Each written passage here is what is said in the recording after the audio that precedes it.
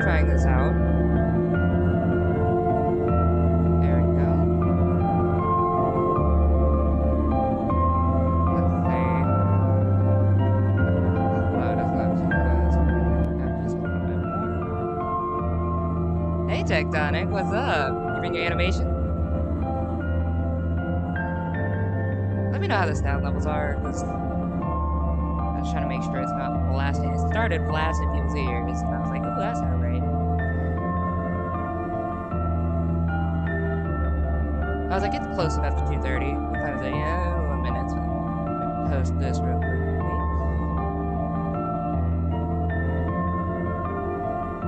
Yeah, this is my first time trying this. I'm gonna scan this screen. But I wanted to have like some lo-fi or some good like background.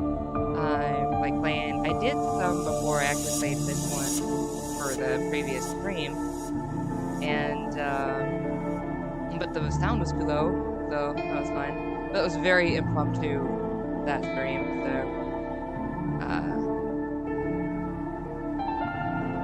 yeah.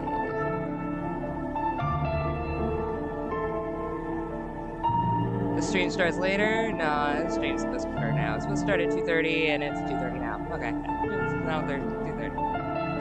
2:30. My time, I mean. I don't know what time it is. How's your animation doing, Boo? Sorry, I call everybody Boo. I'm so sorry. That just came right out my mouth. Anyway, yeah, how's it doing? Let's see. Hang on. Is that working? That's working. Yes, I have to go in a bit, but you'll be there at 2:30. So what hour is it for now for you?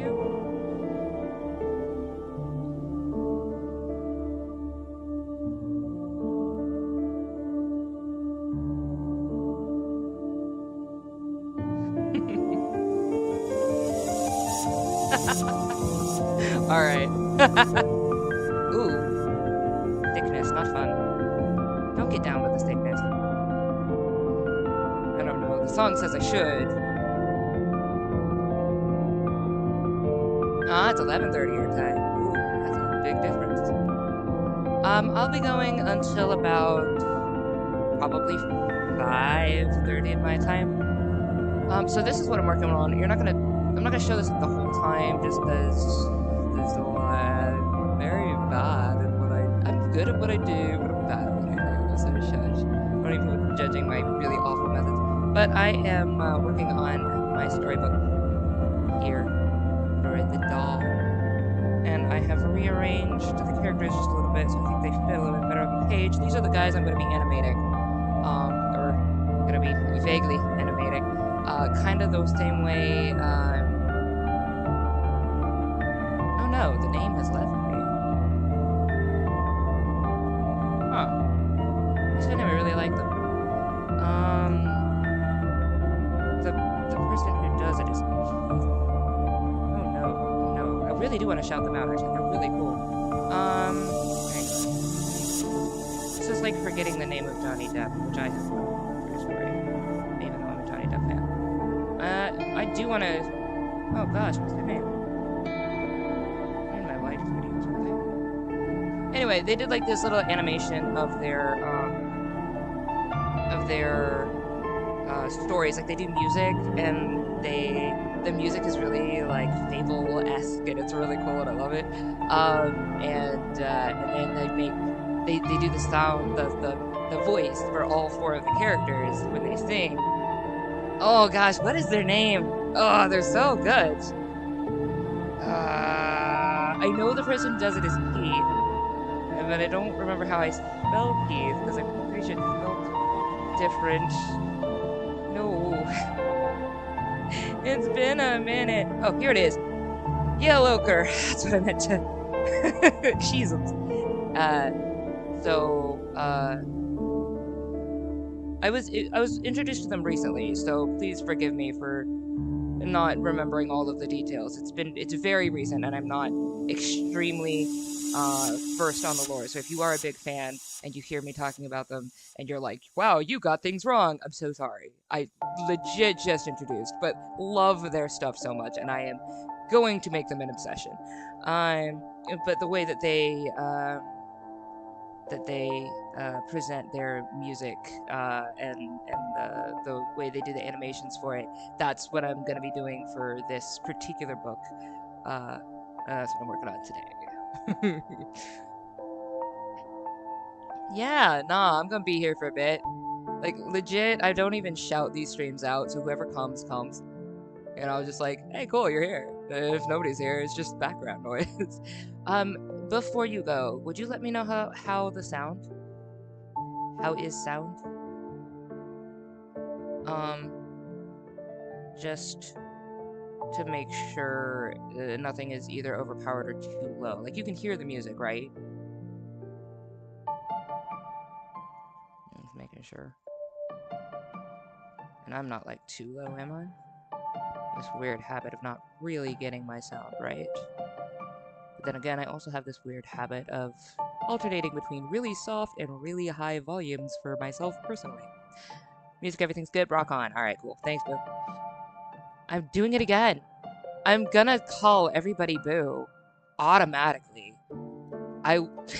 It's a weird quirk of mine. Thank you. I appreciate it. Okay. Ooh, speaking of Yellow Bear, I might actually show them. So I might show some other people on this stream. Right now, I'm shouting out, the Sistio. Don't know if I'm saying that right. But they are who I am featuring right now. And if you have really good, music or lo-fi or people or whatever, please tell me in my Discord or here in chat, and I will be happy to feature them. I mean, what an honor to be a part of this channel that no one knows yet. It's fine. It should be an honor. I'm gracing myself, yourself with my presence. Yes, that's what I meant to say. Anyway, and with my approval. But I really love what they do. And I do want to actually become a member of their site. But they have some really beautiful art. I love it, and so I just wanted to. They are who I am featuring right now as the sound in the background. Alright, let's get some work done.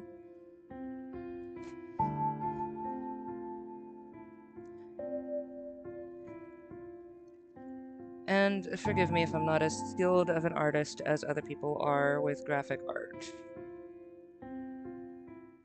I have taught myself, and you just get my self-taught skills.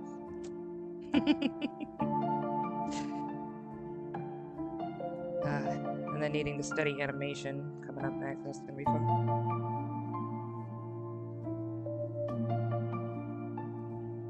It is then. Good music, though. Alright, I'm here, right? That's where I am. Alright.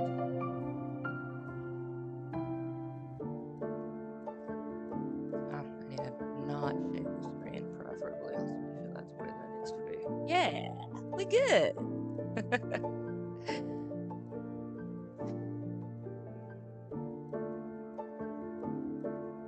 You kind of do want to show your channel, but at the same time, your voice sounds very weird. No, okay. So there are a few YouTubers that I've watched who have talked about their voice being strange, different. I want to encourage you that they are iconic. Like, for instance, Dako, definitely one of them. Love him to pieces. His voice is unique, and it's everything that makes me happy. And then you have the Book Bell, who I don't remember the exact. I will look that up actually. I need to shout her out. So you know I'm pursuing writing, and I want to make a career out of it. And she has been working in publication and is trying to make a career out of publishing books as well. And she has been posting about her journey in regards to it, and it's been so encouraging to me because I've been coming up against a lot of walls, and if somebody as incredible as her is also coming up against these walls, I'm like, I don't feel as bad. It's also unfortunate, so I really hope that she gets her book deal very, very soon, because she's just amazing. Just a Book Bell and see if I can get her exact YouTube. There she is. No, it's literally just the Book Bell. So, and she is absolutely fantastic. So never be afraid of your voice. And she's really confident in her own way, which I think is awesome. Love that. Who's the other one? Oh, Dako. Everybody knows Dako. If you don't know Dako, Dako. I don't know how you wouldn't know Dako.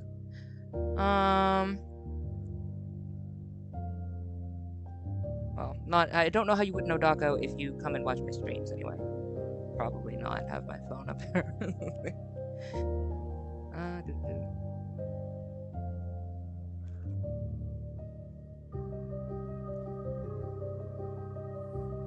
But yeah, unique voices and unique faces are the best in entertainment or in anything, really.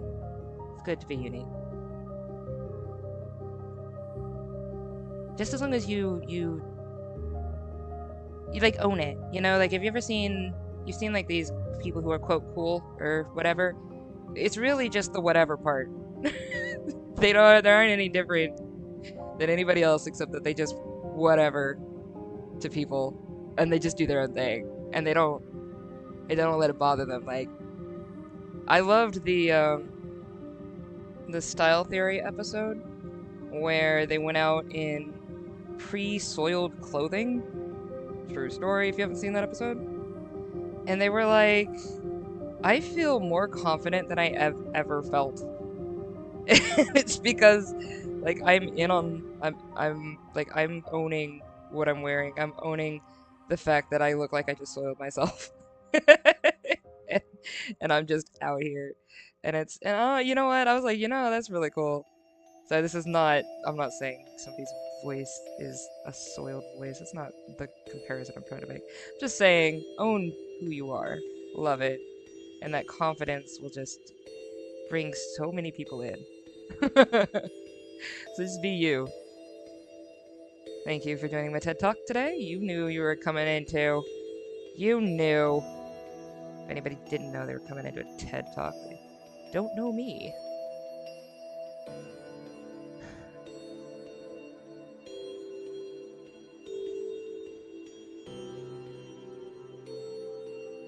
Alright, I need to put Mr. Philoso over here. Velociraptor. Anyway. I do think my voice does sound better, though, because I did put background music in the video. Yeah, background music helps. Put a lot of time and effort. Feels like the art is sloppy and other things. Yeah, I have felt that. Hey, if you have a moment, also think about that kind of stuff usually. I watch Space Story Time Animals. Okay, so let me show you this. Let me show you this. Because this, I don't know if this will bolster anything, but this is one of the first, it is the first full ray into animation that I tried to do. Yeah. This. This is me. My music, my voice. Just grab a snack and go. Get it together. Oh, what is this mess in my way? I've still got bills to pay. Running round and round again. My head's sick of spinning, and I don't know how to do all this in just one day. Facing forward's hard enough to take, and each day brings decisions left to make. When I'm feeling tired of this race, I remember you when words of grace. I did this song for my mom. Seize the day, God is with us, and to all our prayers He listens. Open up our arms and spread them to the sky, 'cause it's alright. Seize the day, life brings joy and pain, but even birds sing in the rain. You've brought so much joy into my life. Seize the day. So I wrote this song for my mom. Seize the day, years ago, and I wanted to animate it. We've been to spring so sweet. Splash water Realize on how our feet. involved No, we animation had to was, stop. and We I kind surely of reached just the stopped mountain. partway. It was From like, desert this is grass the product to you sea, get, you've because opened I'm up not the going to make sky it by for me, mistake. so I don't know how to do all this in just one life. And the recording, This world is farther than we see. I'm going to turn this down now. The recording is, you know, my own recording. It's not like I got it professionally done, and the art is not, quote, the best, and I cut corners because I didn't know what I was doing, and I was trying to animate all this stuff, but I didn't know how to animate it. It was. But you know what? I look at this now, and I'm like, you know what? That's dang cool. I did a thing. It's not the greatest thing, but it's so great because I just went ahead and did it, and I'm really proud of it now. Like, it was a starting point, and I'm not the most amazing animator, quite obviously. And, it's fine. This is a beautiful piece, and I meant every word that I sang for my mom. Oh, I love my mom. And I was pitchy. I love it. Oh, this was a while back, wasn't it? Oh, memories. So let us pray and lift our weary plans into the grace of our Father's hands, and know He will fulfill our dreams. Seize the day God is with us, and to all our prayers He listens. Open up your arms and spread them to the sky, 'cause it's alright. I feel like my video, I'm also kind of making myself upload it because I need to just upload something, you know? Yeah, and that's actually valid. Turn down my pitchy self for a minute. If you could do like a chunk of it, like upload little bits of it and just be like, this is my progress, that actually might alleviate some of that. That, you know, the need in the back of your mind where you just go, I have to get something done. But like, do a quality clip and just be like, so I did 5 seconds of animation, and then just, I don't know, talk about it or just show it. No, I don't need all that. Shush. Chronicler9.com. Oh, I'm C9. I don't. Oh boy, I'm C9prod.com. I don't know how that happened. Oh, it was old. That was so old. That was a long time ago. Jesus. That piece is a long time ago. I can tell it's a long time ago. It's almost too late. Almost done. You know, you'll figure it out. You got this. Whatever makes the most sense. You got this. I'm gonna put this back on because I like this music a little bit better than my own. I mean, I like. Okay, that's a lie. I do like my own music. I don't think that my recordings are the best, but I do like my music.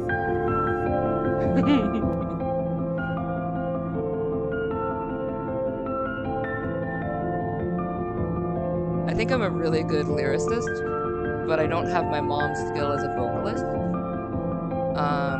So my mom is an incredible singer. I can carry a tune, but I definitely get pitchy. I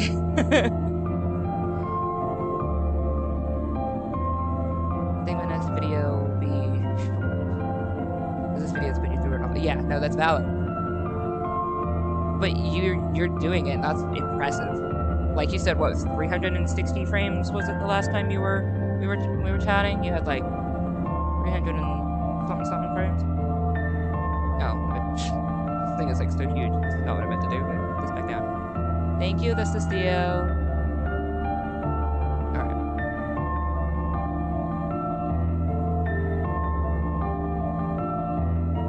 Can't work on something for too long without the image changing. Interesting. So, I think for me, at least with writing, the core image of what I'm trying to do doesn't change, but what happens usually surprises me at every single chapter. Every chapter. Like this novel that I was working on, and I'm done with. So happy. Anyway, novel done. But this novel's been it was a journey. I was so many events in it and people in it, and that I was just like, you guys are insane. I did not expect all of this to happen. It still got the core value, so it still had the, beginning, middle, end, but all the in-between stuff, I was not prepared for. But I think that, I think the essence doesn't usually change for me. my reasons might change, or my confidence in it might change. Like, doing this channel and coming back to it, I was like, let me be a gamer because I need to build a community and I like games. And I'm still doing games, but now I'm all like, I just want a community. Like, that's my reason, is I want communities. I want artists, I want creators, I want to inspire and be inspired, and I want people to have connections. I want them to have a place to have connections, and to have fun, and to have coffee, which I sadly already drank mine, and I meant to get another cup before I started the stream, and only just now realized that I did not do that. But, sit and have coffee with, and tea or whatever, hang out, and feel like it's okay to be who you are. That's what I want. And so, how to execute that, the vision, it looks like the vision changed. The vision never changed. I was always here for community. I just didn't know exactly how to go about it. And I think this feels pretty comfortable. Like, Monday and Tuesday, doing some, like, creative streams, and Friday and Saturday, or maybe just Saturday, but Friday and Saturday doing, like, video game streams. Like, I like that. I can handle that pace, and I can still create and still get stuff done. Yeah, I like that. But yeah, my whole point of literally anything is community and people. I don't think that changed, just the execution.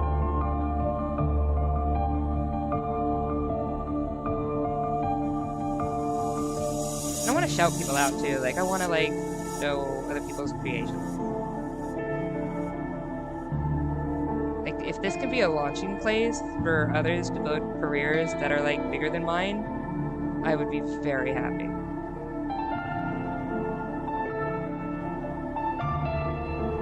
I like that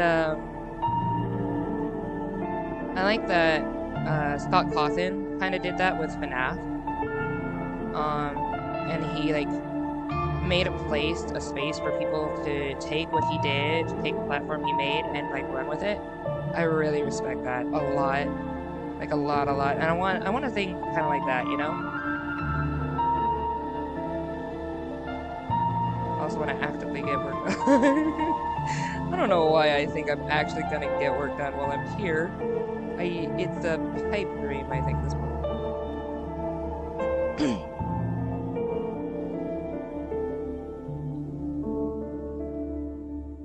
What did I do? Oh, still on eraser, that's why.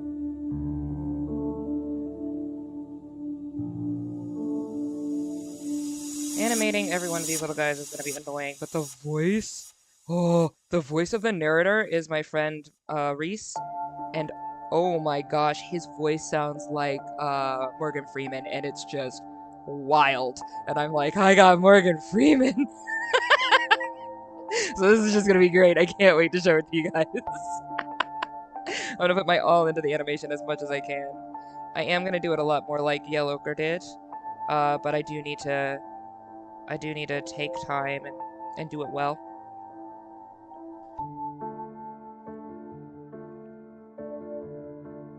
Oh, there we go. That was the name of the song I was trying to think about. Harpy Hair by Yellowker. Highly recommend. If you want to leave the stream to go see it, I am totally okay with that. It is a really good video.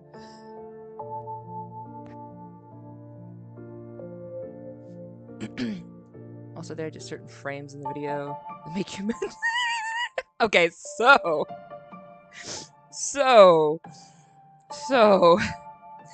I used to do commission artwork back before I realized that I hated doing art, which is hilarious because I'm literally doing an art stream. But hear me out, let me finish. So, I didn't realize how badly I hated doing art. Like, I am decent at it, and so people would always say, oh, well, you're an artist, so you should do art. And so I tried to do commission artwork for people, and I swear there was a permanent indent of my face in my wall. Because I was like, this, I hate every minute of this. Ah! You know the song? Oh, it's so good. It's so good. It's such a good video. And the character creations, and the design and the dedication to the project. I mean, oh, it's so good. Keith is such an incredible, just like the voice is incredible, and there's like performances. I've seen like little performances. There's so many people who are like dedicated followers, like not necessarily like the biggest following just yet, but they will absolutely have a huge following. Their following is quality. Like they are just like dedicated. They're there for every single thing that they do, and I love it because there's so much. What do you call it? I guess dedication is the word. That's another word I'm trying to go for. Passion was probably the word. In everything that they produce, and you can tell that they go for excellence, and it's wonderful. Oh, and it speaks to me as a storyteller, because that's the way I want to tell my stories, is that, like, the music and animations. I want to do that so badly. I just hate doing art. Welcome to my art stream. It's fine.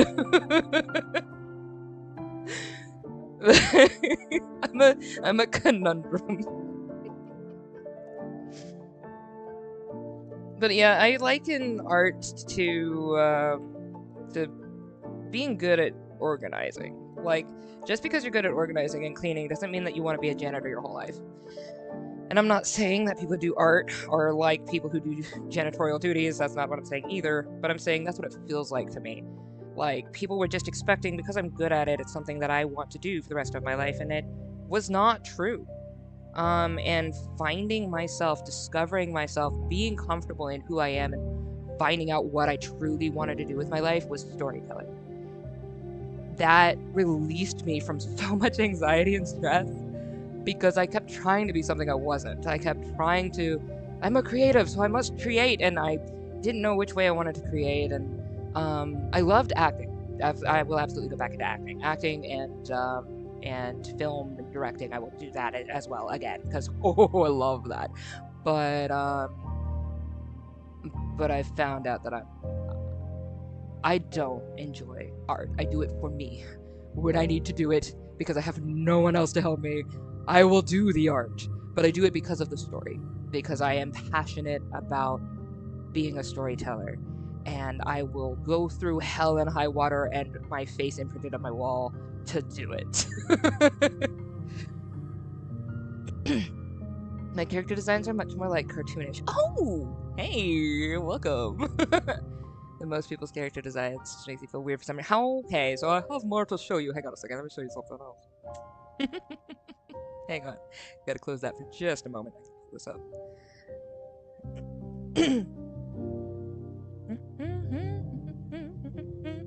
Season 1, 95. You don't have to understand why I'm singing any of that. Alright, so we're gonna do this to here, and it's cute. Alright. Let me see. Yeah. It's gonna be... You're gonna kind of see it, I guess. It's fine. Oh gosh, that was a lot more than I expected. Okay, that's fine. We're gonna go to this one. This one. This one.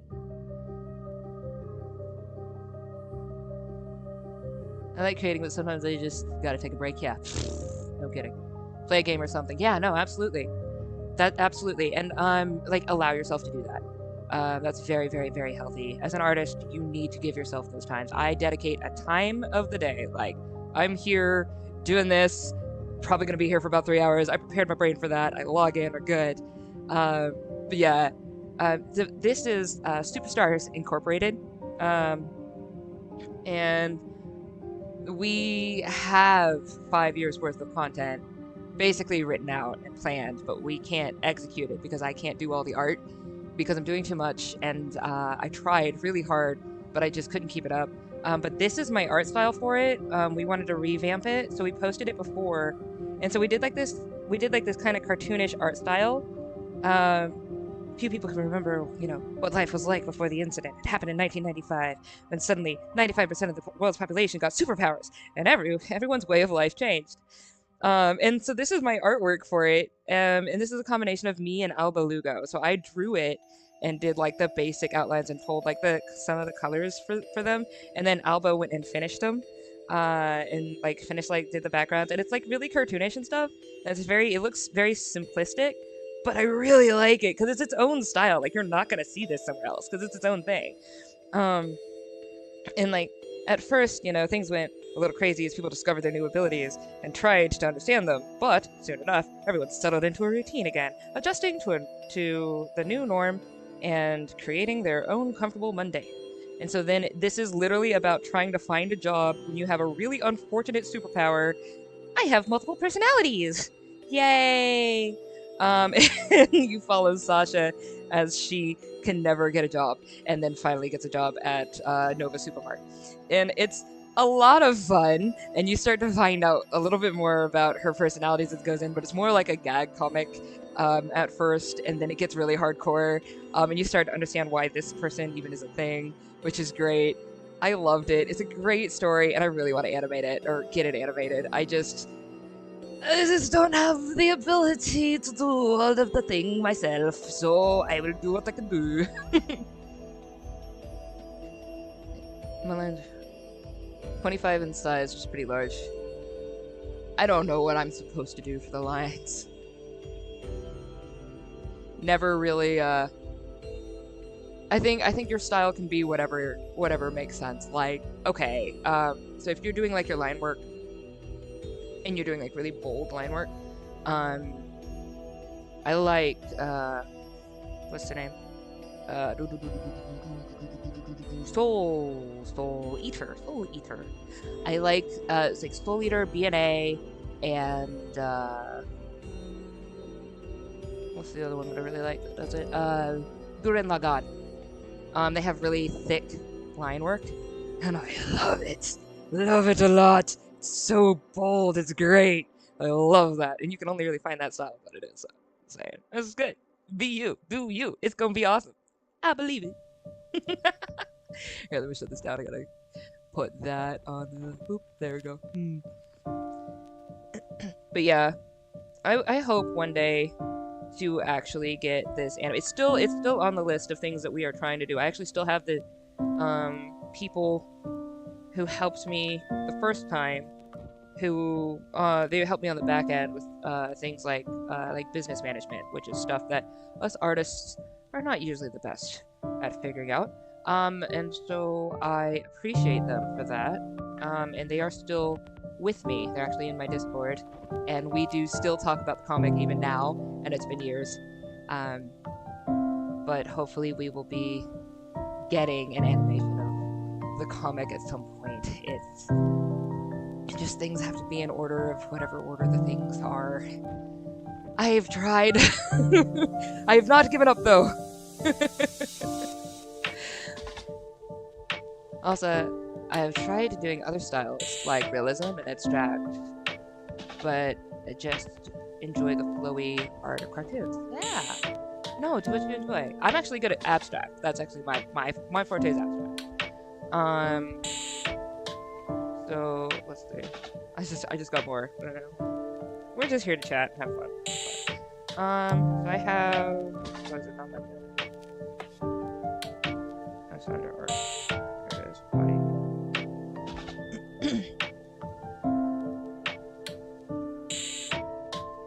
Here it is.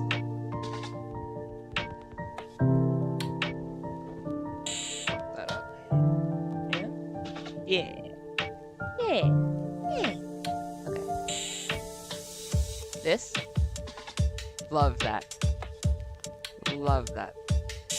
I'm really good at abstract. I did that in maybe 10 minutes. I'm really good at abstract. It is like that. Well, I did the line work in maybe 10 minutes. Colored it in. Didn't take me much longer than that. Maybe 15 minutes tops for this whole piece. And I think the ones that you do fastest are the ones that are usually the better quality. Which is unfortunate in this society where everybody values everything by time. So like, how long did you take on this? And I'll pay you according to how long it took you to paint this. If it took me 30 minutes to paint your painting, you want it. Because I did a quality dang painting and I was flowing in it. Like, you want it and you will pay me for it, because it didn't take me just the 30 minutes. It took me all of my life of study and practice to get to this point. So do you want to pay for 34 years? Because I will make you pay for 34 years. Otherwise, you're gonna pay the price that I told you that my 30-minute painting is.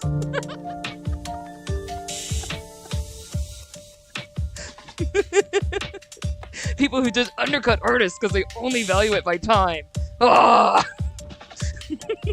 Drives me nuts.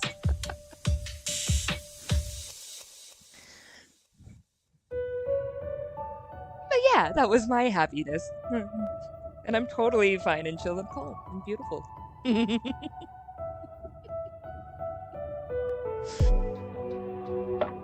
Pay your artists. Jesus. People and their disrespect. Like, I don't want to build a career out of being an artist, but, like, don't be disrespectful. That's not the craftsman. There we go.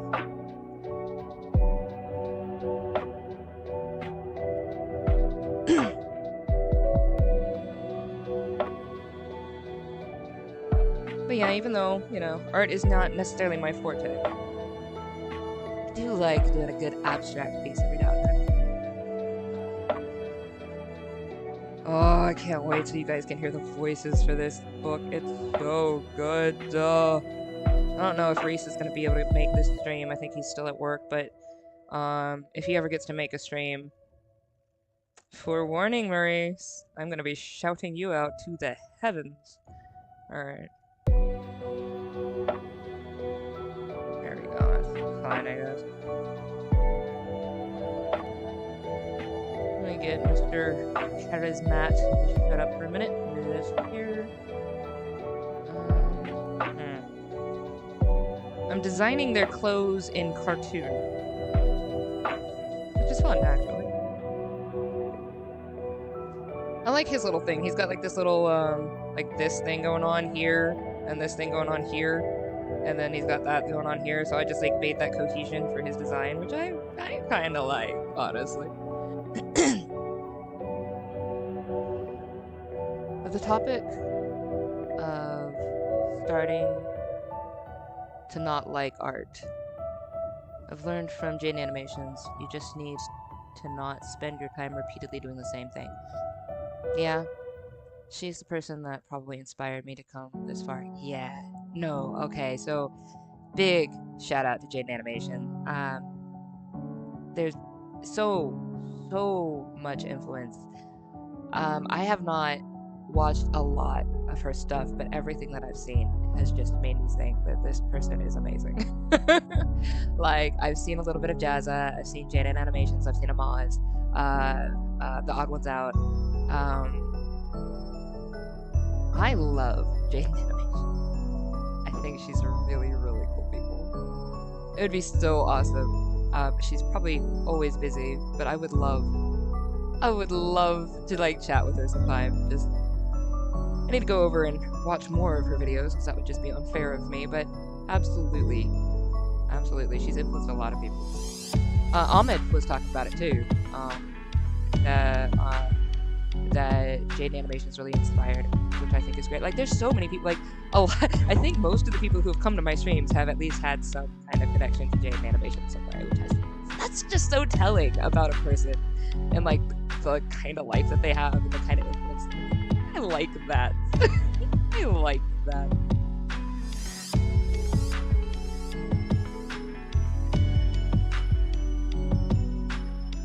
I think I'll do double hands out.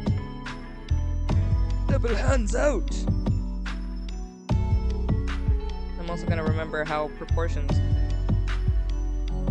Or I'm not, you know. Either way is fine. I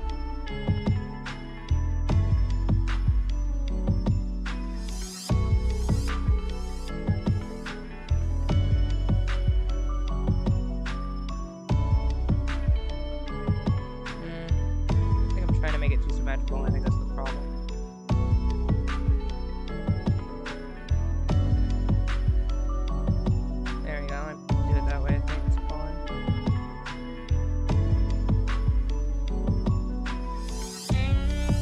A lot of my artwork gets inspired by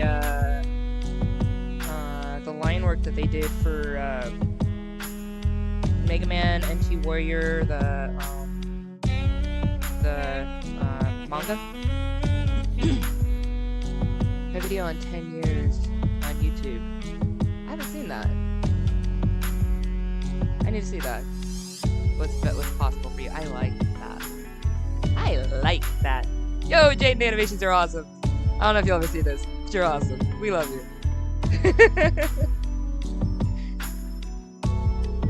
That's so cool. I love that. I love that. That makes me so happy. I need to look at that. Thank you so much for the suggestion, because I didn't. It's been a minute since I've seen some of her stuff, but I need to take a look.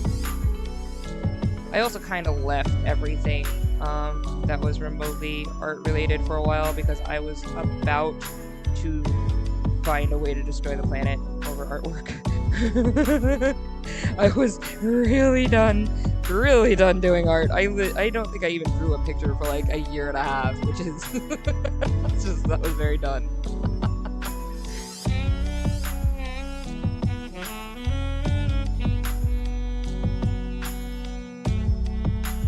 But I'm better now.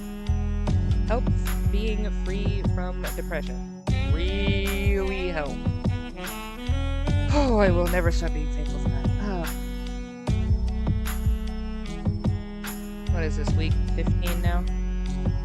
I count the weeks. I spent 30 years of life in manic depressive issues. I am so happy to not have them.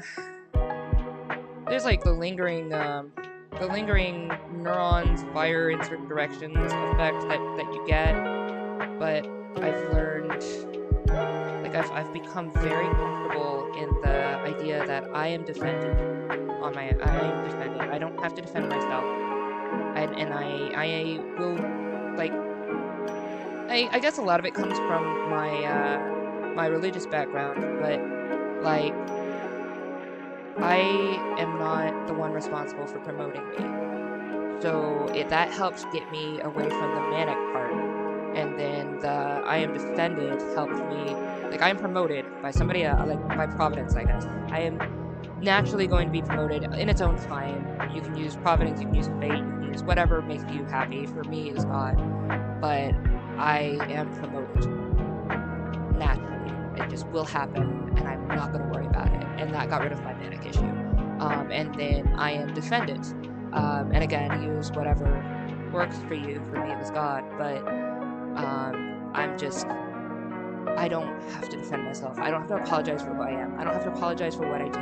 I don't have to apologize for how I think. I don't need to apologize for my imagination, how I create, what I like to create, how I live, what I eat, who I am. I don't have to apologize. I don't have to defend me. And when those two things got solidified in like this moment of revelation, I was like, huh. And it left. It left. Like the constant accusation, like you fail, you're never gonna amount to anything, nobody's ever gonna watch what you do, nobody's ever gonna participate, nobody's ever gonna care. You're always too much, or you're never enough, you're never just right. That dialogue that plagued me all of my life left. And like anytime something like a neuron tries to fire in that direction, I can just be like, I'm defended, and I just keep it moving. Or something like when I first came back to the channel, I started losing subscribers, and I definitely got close to mania again. And I was like trying to figure stuff out, and I was like, what do I do? What am I doing wrong? And I was like, whoa, we need to shut things up, shut down, get away from the media for a minute. And I was like, let me just find my peace, because I worked really hard to get this peace, and I finally have it, and we are not losing it, right? So I was able to be like, I am promoted. I am promoted. I'm fine. It's not on me to promote me. It's on me to just do what I do, to just live. And I honestly want to promote others. That's what I want to do. I want to have a space to promote others, and I was so obsessed with trying to figure out how to, like, I needed to make my voice powerful so that I could help other people be powerful, and And I think I got it twisted. And so that was part of the mania issue, was the thinking that I needed to be, I needed to do, I needed to get everything right, and so I could help others. And just start helping people. Just start making things. You don't know how good your animation is, and hey, just make it, just post it, just do a thing.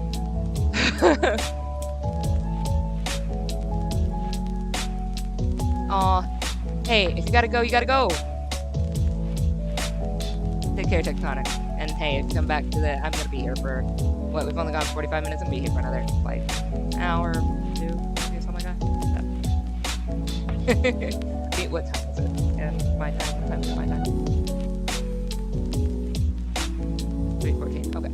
Yeah, I'll be here. I'll be here for till 5. But yeah, thank you guys for coming to my TED Talk. I do hope everybody gets to overcome depression, because it's so amazing to be able to just do, right? To just do. It's so amazing. Like, I would say don't worry about having everything together, being just right. Like, you yourself are just right. Just you. And yeah, love who you are. Whatever kind of voice you have, you could be the next, Daco or whatever. I hate that he still gets stupid people saying stupid things about his voice. He's got the best voice, and it's so iconic, and I love it. Do it. Be you, man. I think JP actually has kind of that energy too, where he's just so extra, and I love it. Be you. Or if you have a list, the Book Bell does. It's fine. She's gorgeous, confident, beautiful, and has great advice. So if you're trying to, be you. And, if your art doesn't look like everybody else's art, good. You don't need to be mainstream immediately. You need to be you. Have your art, have your design. That way, when people are looking for that design, they can only find you, because that's the only one that's like that. You're not cookie cutter. There's like all this stuff. I mean, look at Disney right now. You got Disney Pixar. I'm not doing any work anyway. You got Disney Pixar, and people are like, you're just regurgitating the same thing over and over. Like, you're just all the girls look alike. Your stuff like that. Like all the character models are based off of like one model, and people don't care for that. Like, they did something right, but then they try to keep doing that over and over again, and it became stale. The world needs you. The world needs something that is unique and you. So be you. It's okay. It's more than okay. It's everything that everybody needs right now is you. That's just important. Very important. I like this music.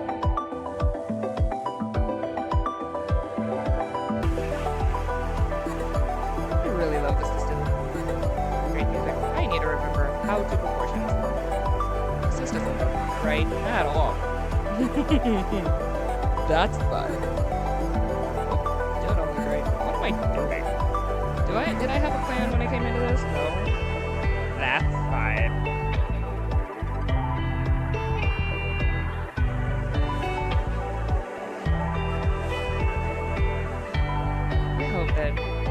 I really do hope that one day we get a nice, big community of people built on kindness and inspiration who inspire each other.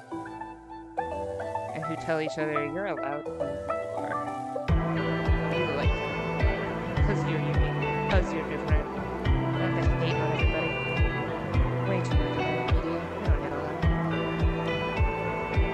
Oh, you like something I don't like? You like Naruto? I like One Piece. You like One Piece? I like Naruto. You know all that energy. Shut up. Look, you both like anime. Enjoy the anime, alright? Camaraderie in the fact that you like anime. I'm gonna be butts about it.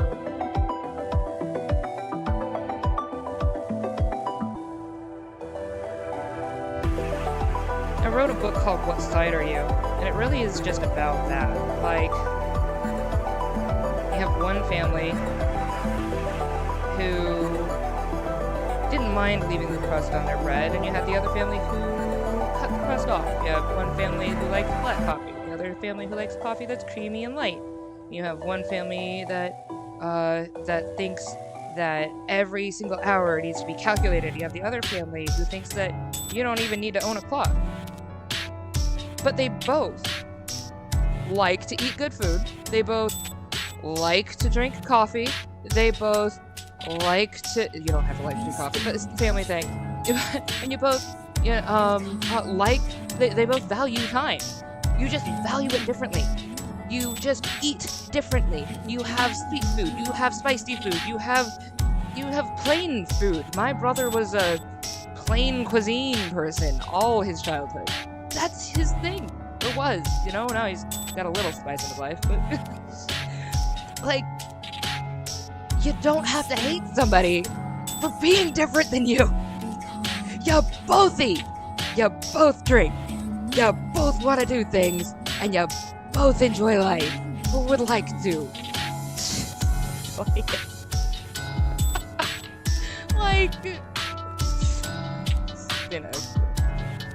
It was so extra. People are so extra. I don't need all that. Even in the same fandoms. That's when you get like things like toxic fandoms. Where like, well, actually, the amount of toes that was on this animatronic was at this point, so you're stupid, and you need to get up with the lore. Like the game. Let them just be like, well, I heard XYZ, but yeah, that's cool though. I'm glad you're enjoying the game, and move on with your life. Or connect. Either one of those. You could have a really good friend there that you just decided, I don't like you because you don't know how to count toes on animatronics. But what if that person could have been like your bestie? Or the one that's gonna be like the best partner in your life of what you're doing? For instance, you need partners who are different than you. I am not the best at business management. I have a friend who's great at business management. I talk for hours, hence why I scream. My friend does not. He just is silent and usually makes this face, like, at me all day. Just like that tiny little smile where he's like, okay, you're just here doing the thing. And I'm like, yeah! You want somebody who has different energy than you. Because when you come together on vision, you can make the vision expand. Like, they can do the things that you can't do, and you can do the things that they don't do, and then together you make a bigger picture. So if somebody doesn't like the anime you like, great! Make friends with them! They're a different type of mind, but they still like anime. So you've got a core value you connect on, and you might have things that, like, bring a bigger picture together with each other. That's awesome! Do that! Like, if you're working on projects like I'm creating things, and there's somebody else who's good at creating things, but we create different things, we can mesh the two different creations and make a big creating thing. Aren't I good with words? Aren't you glad that I'm a writer and I'm good with words? Creating things. So good with words. Let me just do a straight line on the paper I did. Okay. Paper. I still call it paper. At some point, will we just, like, not have paper? Like, ever? I would be kind of sad about that if that was true. I'm rather a fan of paper. But the electronic way allows me to get better quality of my pictures when I publish books. Because my first kid's book, Desmond Desflores, even though I watercolored every single one of those pictures, and I did a dang good job on them, they didn't translate well when you publish it. So then the pictures... it's like I put in all that effort and then... It's fine. Desmond Desflores is one of my absolute all-time favorite books. Not even just that I've written, it's one of my absolute all-time favorite books. I really love it. I like what I do. I don't create things that I don't like. I like me. I like what I do. I mean, I do create things that I sit there and go, wow, I didn't like how that turned out, but I didn't make it because I was thinking I was gonna not like it. I made it because there was something I liked and I wanted to make it.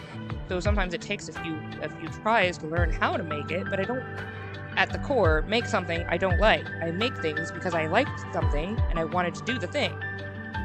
I liked an idea or a concept and I was like, ooh, let's see what this... It baffles me how many artists throw away their work.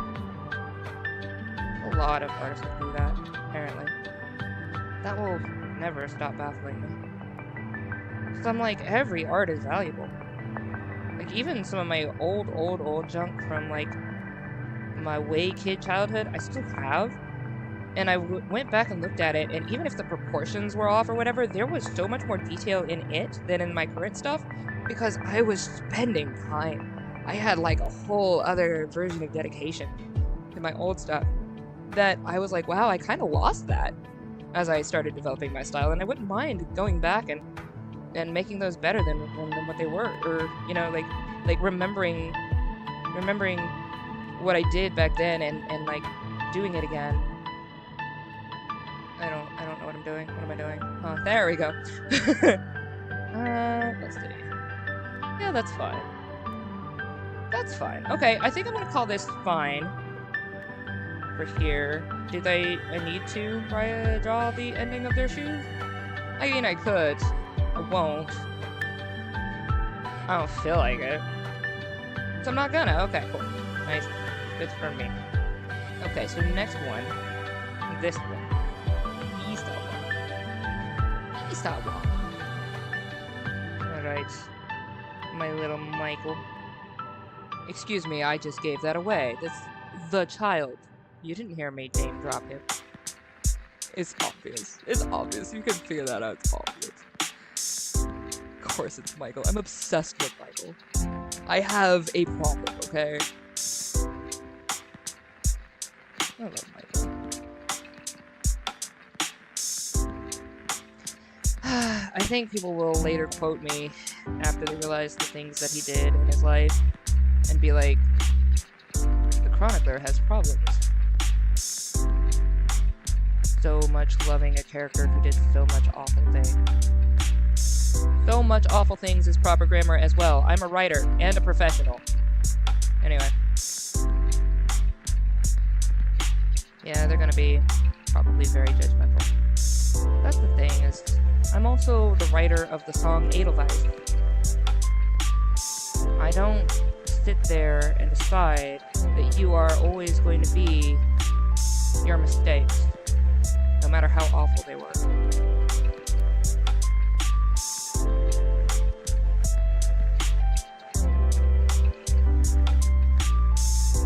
Like, there was a story behind every person, a life you don't see,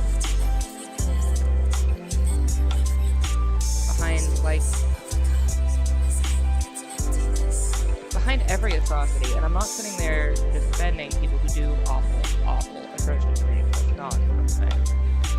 But I'm saying that there's more. And when you watch somebody grow up from their childhood, and you see who they were, and you loved who they were, and you cheered for them, and then you see them ruin their life, you cry. It's not like you're happy that they did something awful. And if you're me, you still loved. You had so much love. And it hurts. And it hurts to watch. So yeah, I love Michael. That's my feel about that. I'm not happy with what he did later in his life at all. And I'm not defending any of it. I would never defend any of it.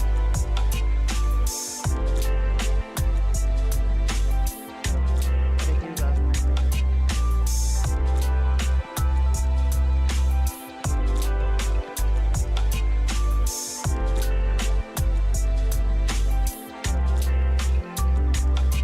It's a very interesting character.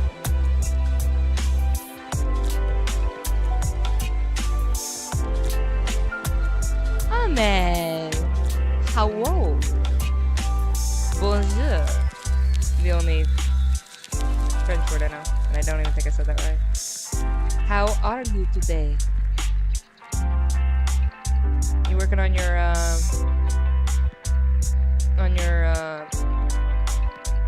seasons? You were at what, season 13? Or no, season 11. 11 out of 19, right?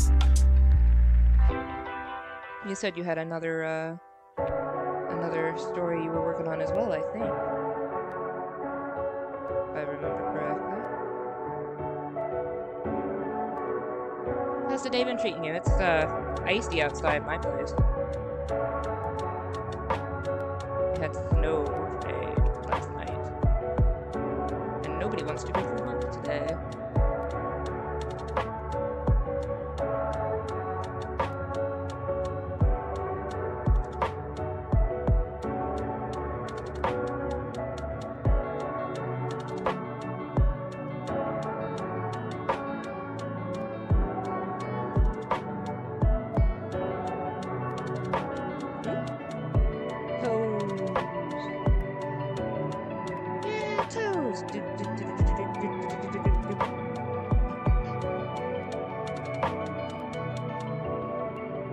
Making a real prosthetic arm. Ahmed, you are endlessly fascinating. So, are you in, like, mechanics? Is that what you're studying?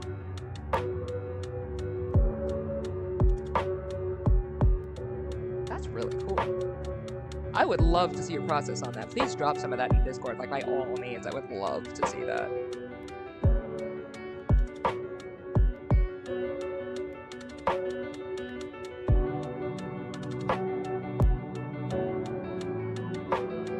Real prosthetic arm. That's cool. That's dope.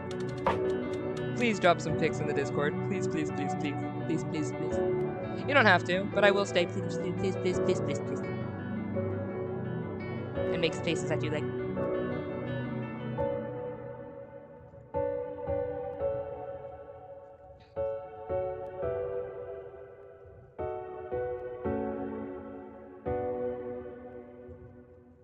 The king was in the counting house, counting out his money.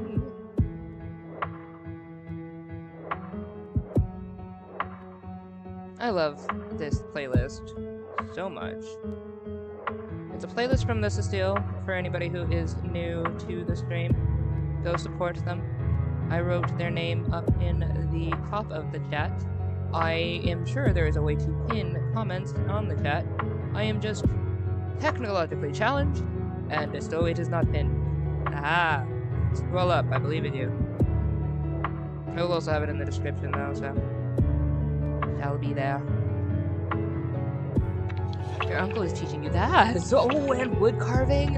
Ah, you totally know the season stuff. Yeah, that's so cool. So does your uncle do mechanics, or just like it was just a thing that he started doing too? Just was like, yeah, you know what? This is what I do now. That's so cool. Is it like a hobby or like a profession? So cool.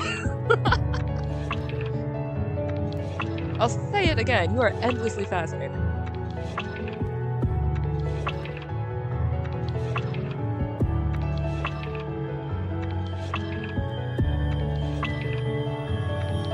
Oh, look at the young king all happy with his kingdom. He's about to get a kick to the face.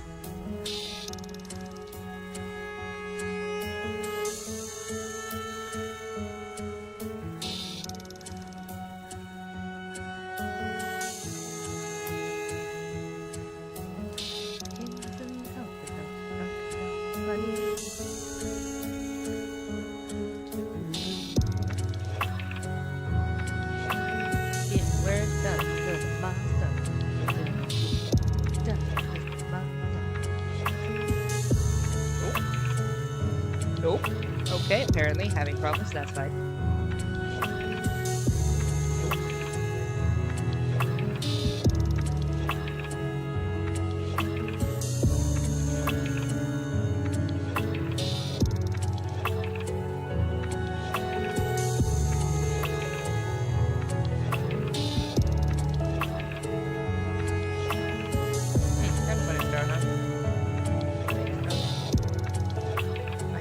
gotten from of the background tale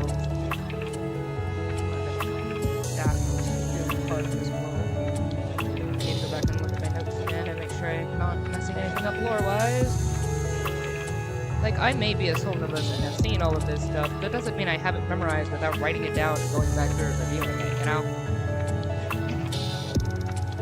Show you once you're done? Alright.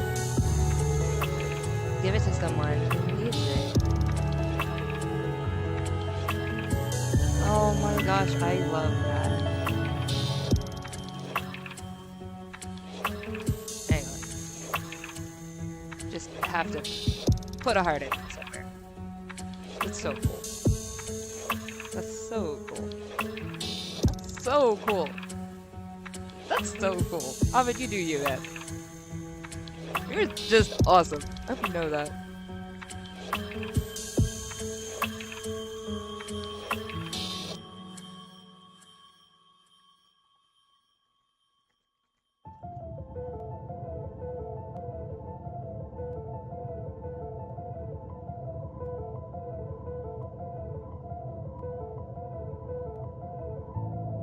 Ooh, nope. Yep.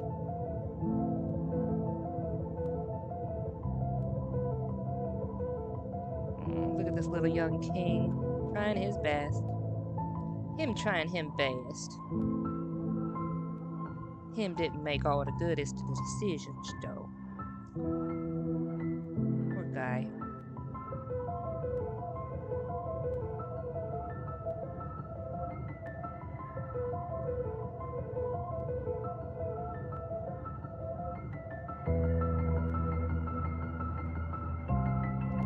So I had one of my friends read my book, the doll, the one that I'm working on right now.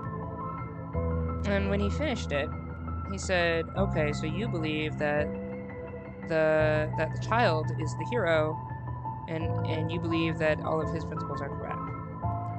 And I said, "No, I was just telling you what the story was. I didn't declare whether I believe one or the other, because the child defeats the king. And I can see how people would want to side with the child the whole time. But there are things that I have a problem with that the child did.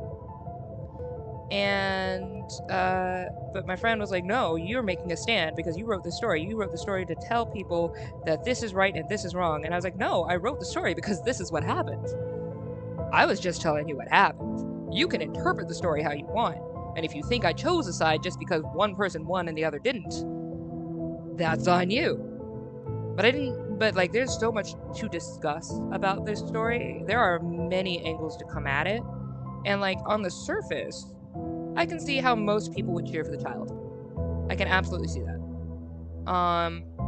But there are points to be made in regards to the king, in regards to the counselors, and it's a good exercise in philosophy and critical thinking to see beyond what is just written on the page and actually think. It's good critical thinking to actually think. It is literally what I said. Good. I'm glad I'm good at words. I'm a writer, by the way. Anyway. The arm you're working on is not robotic. Very simple. Things like click buttons, do things. That's fine. Look, if somebody can get a perspective, like you're making a thing. First of all, that's just amazing. I like anybody who makes anything. Just make things. Yeah. If you're making a thing that's really, really good to have, a prosthetic arm is awesome to have.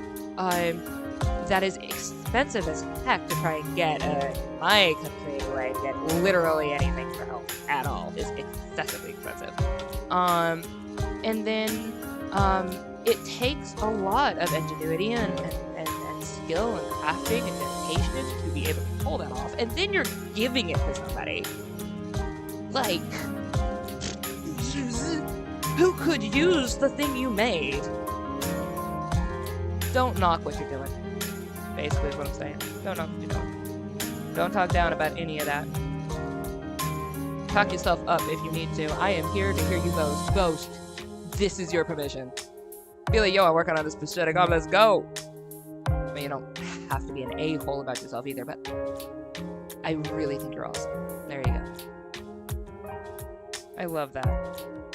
Just buttons. I could not pull that off right now. I have no knowledge or skill to make just buttons on an arm. Like, I don't have the skill in me to make an arm. Functional or not.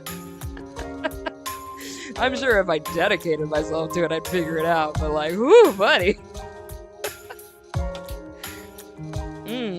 That's an undertaking. And very impressive.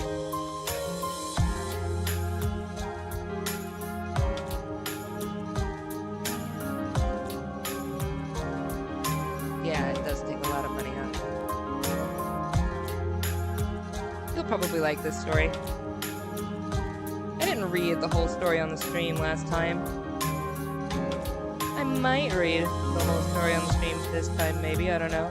You'll have to stick around and find out. I'm gonna wait till Tectonic gets back, though.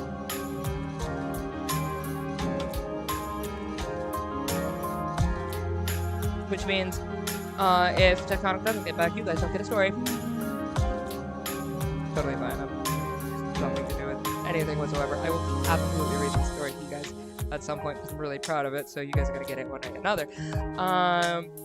But I am looking forward to giving you guys the full animation of it.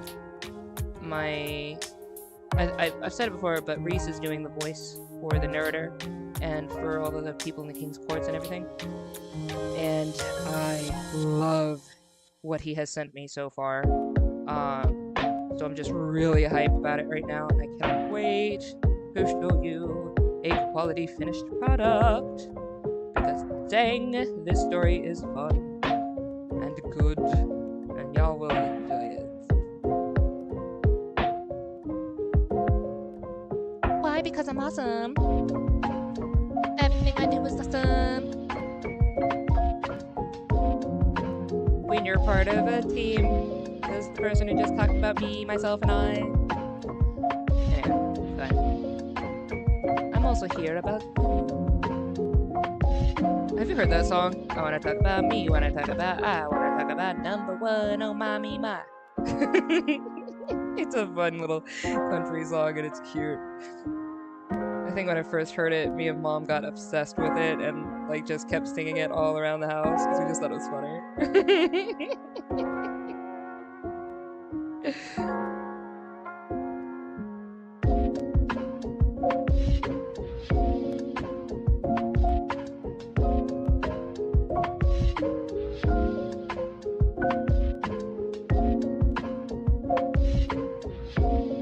I mean, this background music is probably lovelier.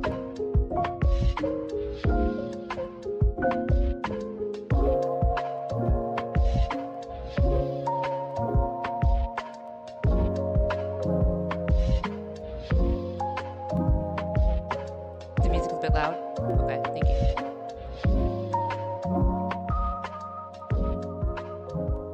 Good. Good to know, thank you.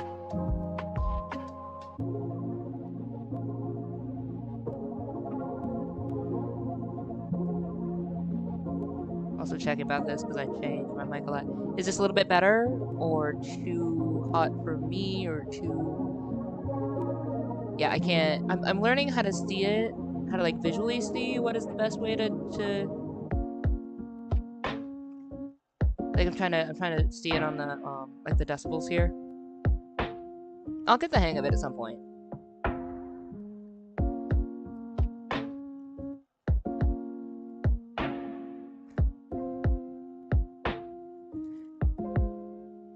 That's just a bit better, yeah. Okay, so I'll just go down just a little bit more. Then. A little bit. A little bit. I just know that I also get to be really loud, so I'm like... But I want to like make sure we can like hear beats, because beats are nice to hear. Because I'm like here to...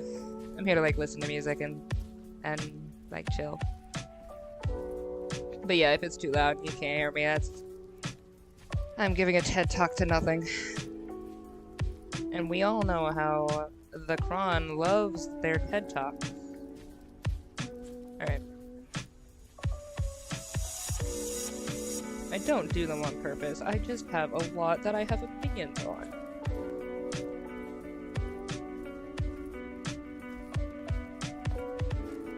You know what? Whatever. That's fine. We're just gonna call it for that.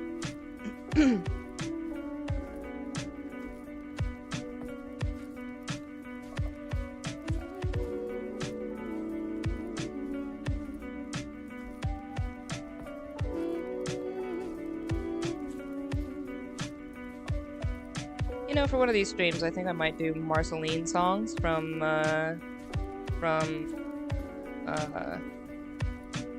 Adventure Time. She has some really good songs. Everything stays right where you left it. She's got some good songs. I like her stuff. I'd have to just go find like the best ones to put on. I think I'll do that. Yeah, for the next stream, maybe I'll do Marceline's song. If you guys have suggestions for good background music, please let me know. I'm here for it.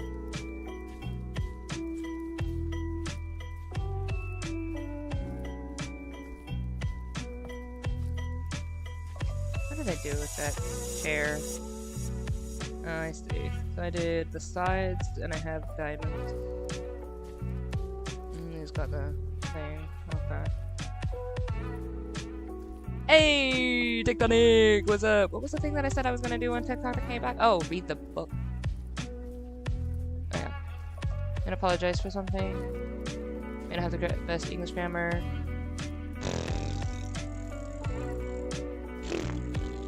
Look, Americans don't have the best English grammar, okay? Like, you're over here speaking of multiple languages. I ain't gonna say nothing. Never knock it. Never knock it, dude.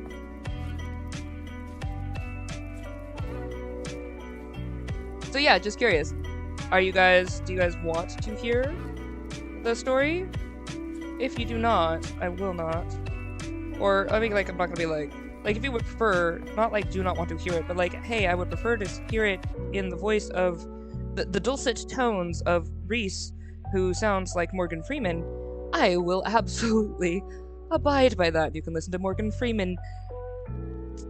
I was gonna say Timu Morgan Freeman, which is awful because his voice is absolutely quality. but now I kind of want to call him Timu Morgan Freeman.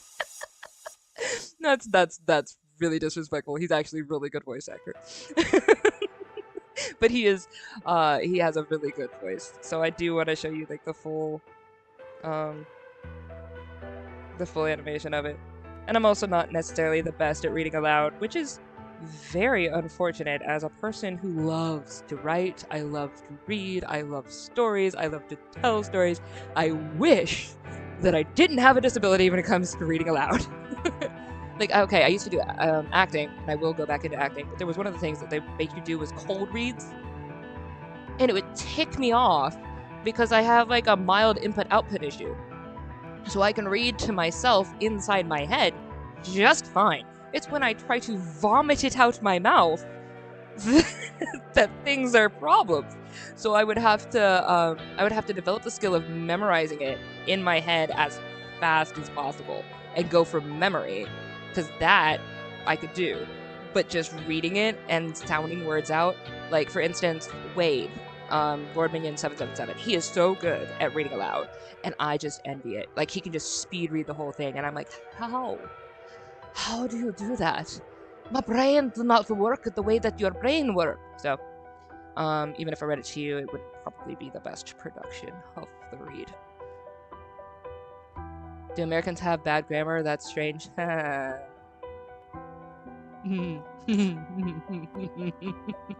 want to say no comment, but I also feel like it deserves a comment.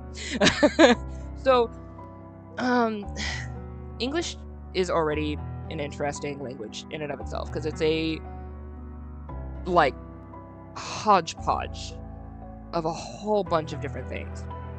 Whole bunch of different languages and stuff, and they all end up coming together. So you get like Germanic and Latin All of this is like in it.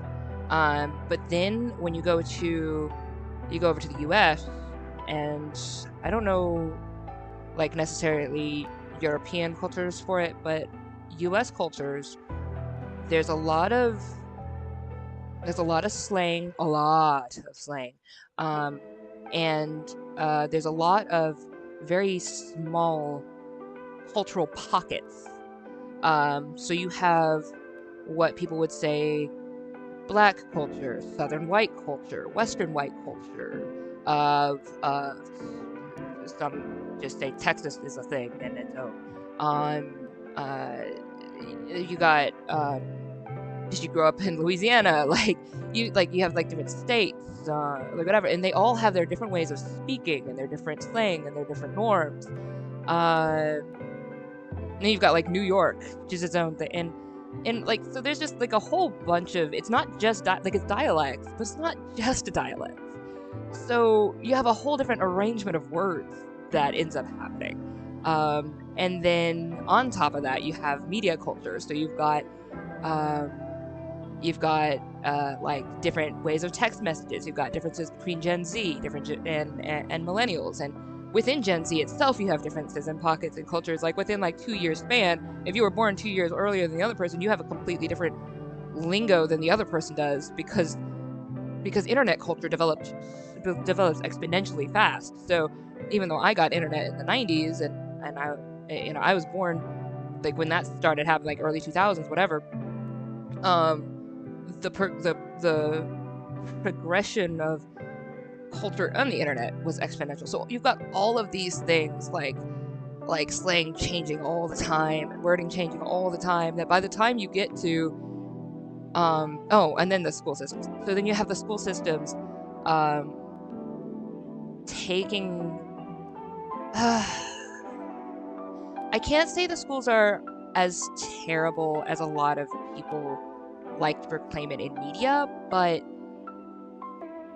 there is, yes, you can say your channel name here. I'm so sorry. I meant to I'm sorry, I wasn't reading the chat. Please shout yourself out. You have a channel, shout yourself out. I don't even care if you haven't talked at all on this stream. If you are watching, shout your channel out. Have at.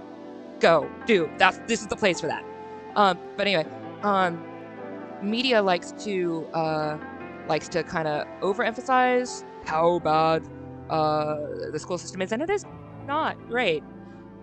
But there are legitimately people who really do care about the students and really do want them to excel, and so we do study grammar and things like that. It's just not valued highly in society as a whole, and because of that, you just get this weird kind of word vomit that sometimes happens. A lot of people who don't know how to spell, a lot of people who use breath instead of breathe when they write, don't know where commas go, don't know the difference in spelling between comma and coma. It's just a lot. There's a lot. There's a lot.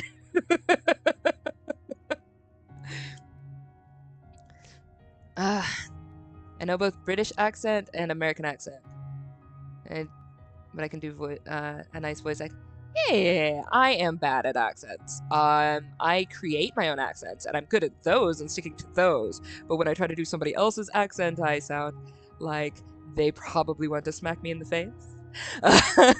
And my accent is, quite obviously, if you've seen me play any video games, or just been here at the stream long enough, my accent is a conglomeration of things. Alright, and tectonic animates. Yeah. Might not find it because it gets buried under, you know what? Let's find it. Let me do that right now. Let's see.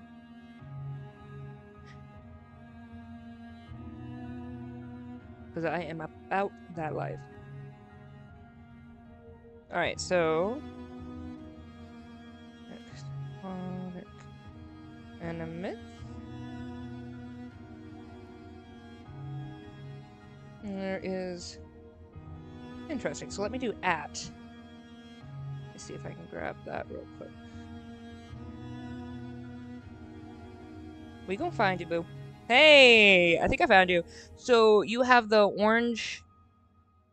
Nope.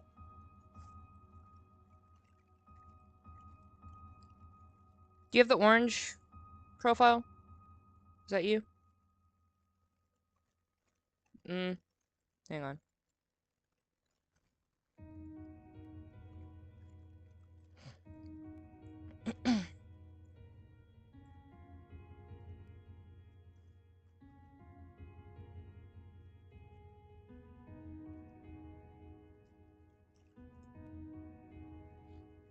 Yeah, okay. Well, you have a new subscriber, so if you just got another subscriber on your channel, that was me. My friend meant when he said that my English is better than a lot of people in America. I didn't believe him. So I will say there are writing, just like spelling issues in regards to English. But your grammar is fantastic. And on top of that, like you are using a whole other language that is not the one that you were first in. I have mad respect. So there is literally no hate. And if you have any questions about how something is spelled, don't feel embarrassed about it and just feel free to ask. I don't want a community that would hate on somebody who is learning and using another language that is not their first one. That is insanely awesome, and you should do that and feel proud of it. And yes, your grammar is awesome, so keep it to it. Yeah. Ever want any pointers, I'm happy to help with that. I know that I don't necessarily speak goodly when I'm here on my stream, but I am legitimately a professional writer. I do actually edit, and I actually do a good job. So if you have any writing you want to send my way, if I have time to read it, or I can at least take a chunk of it and help you with that. So like a chunk that I know that I can read, like if I have like maybe a page, and then I can give pointers on that page. And so if you need that, I'm happy to help as well. So that way you have that. I'm always down. Yeah, Tectonic! Woo! Boo, boo, boo, boo. As soon as you post, I'm gonna be there. I'm gonna be there. I'm gonna be there. I'm gonna be liking your videos.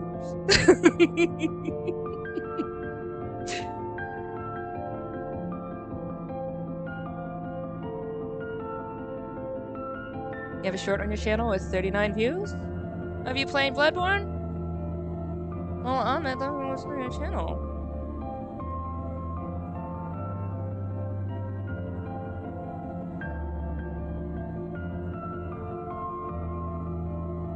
You're in my community tab. Because you are like my highest commenter on like literally anything. I'll find you. There you go, Ahmed. You have another subscriber. And I will take a look at that video later.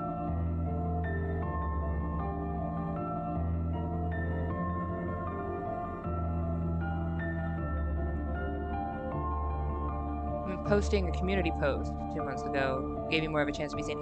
So yeah, I will be honest, I didn't even know there was really a community section for the first years that I was on it. I was on YouTube. I was just doing things. I didn't know how anything worked. But yeah, getting shorts, and getting like if you can at least get shorts, it's probably a good idea. Maybe just do a short. That would actually probably be a really good idea, since you said you have most of it done, but you still also have to do a lot more because animation does take a while. Do a short of just like the first 5 seconds, 10 seconds maybe that you had. I don't remember how far you said you went, but do that and like post that. You'll have that and you'll be searchable a little bit easier, I think. So yeah, that might help you.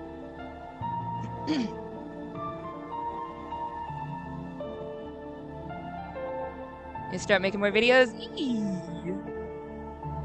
I'll be honest, I may not be able to make a lot of your streams, but I will do my best.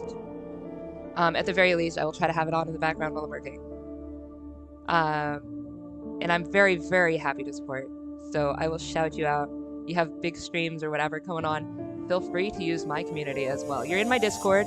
You can shout out your streams. Please do. I'm very, very happy to support people. I want a place, I want a platform where people support people. That is what I want. That is my whole purpose of legitimately anything I'm doing. Please shout yourself out. This is a safe space to do that. This is a safe space to boast. This is a safe space to promote yourself, to connect with people. That's what this is. Or to work and just listen to random TED Talks in the background while you're doing animation. Yeah, whatever. We got the whole bundle today.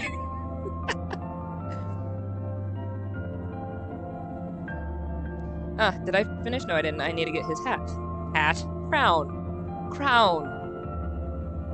It's fine. I need to get the king's little hat. Crown.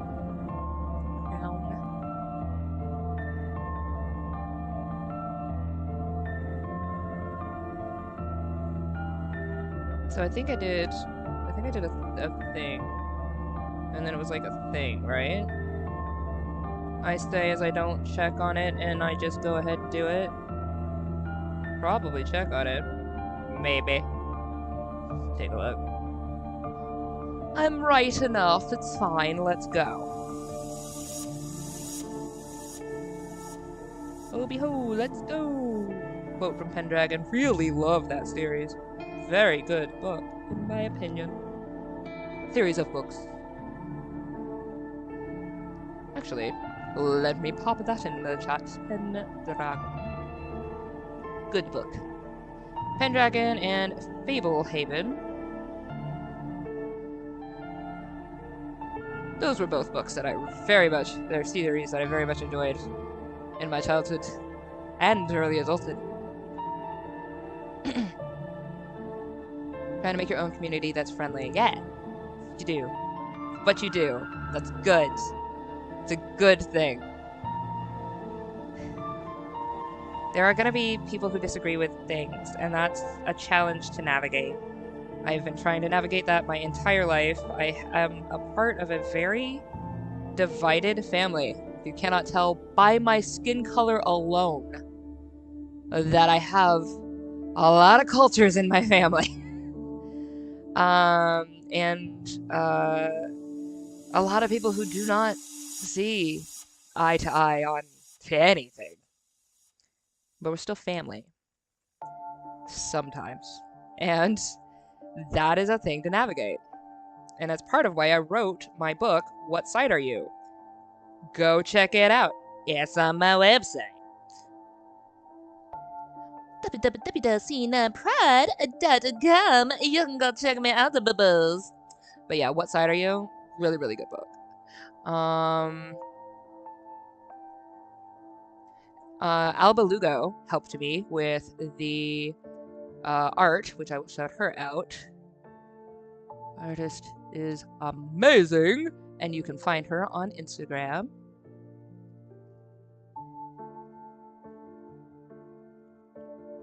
Because she's awesome. Go support her too, because she's awesome, awesome, awesome, awesome, awesome, awesome. If you ever need a illustrator, she is awesome. She's awesome.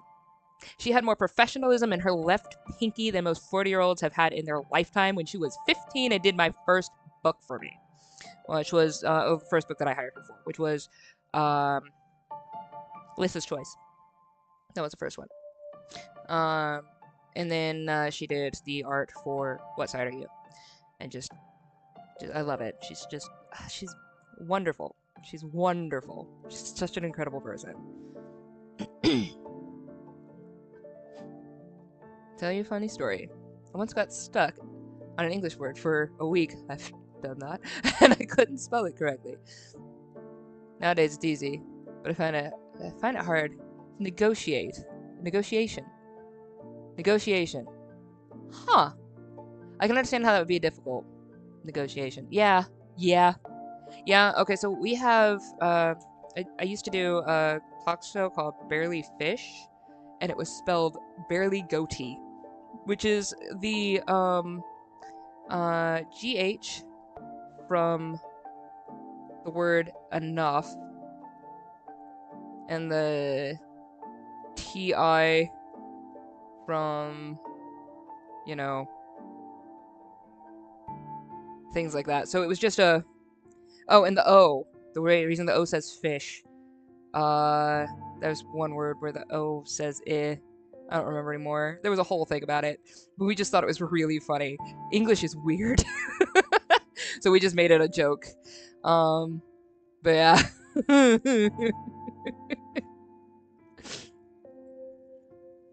think this is weird. It's fun though. I like it. I think so I've been learning Japanese and I know a little bit of Spanish. I know enough to like take orders in Spanish and Japanese now. At my job, though, since I learned how to take an order in Japanese, I haven't had another darn Japanese customer to test it on. But I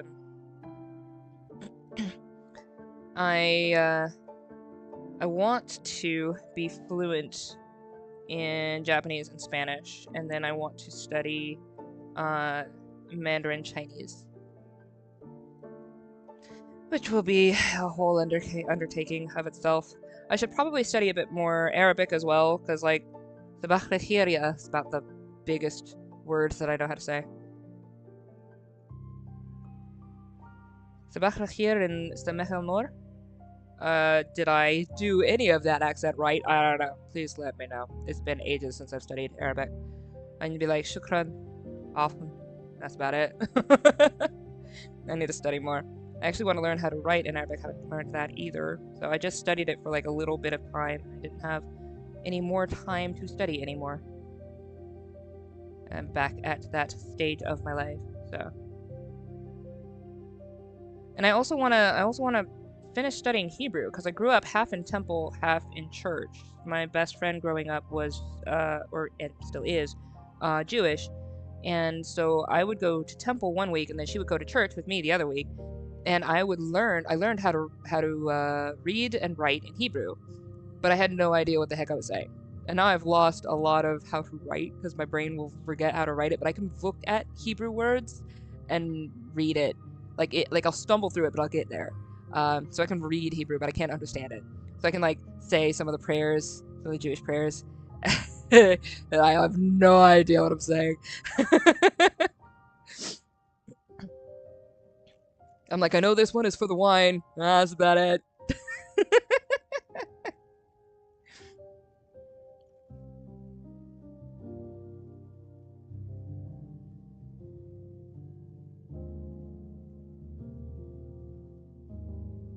Nope. Okay, you know what? I'm gonna zoom out a little bit.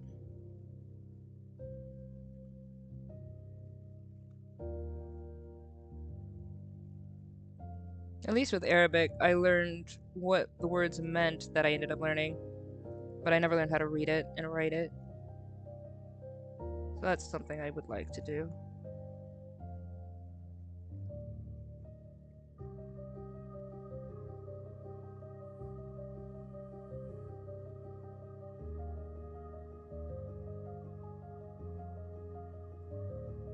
I used to hear about some of the best fighting in your fictional story. Trying to draw like a foreshadowing phase of why would that happen in a funny tone, but literally can't draw the expression. Let's see. You just want like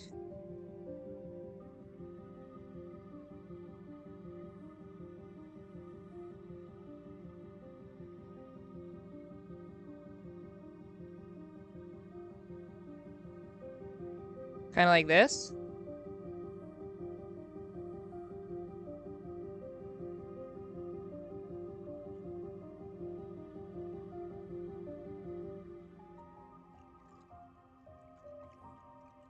Hmm. Maybe. Something to that effect. Let's play around with that, yeah?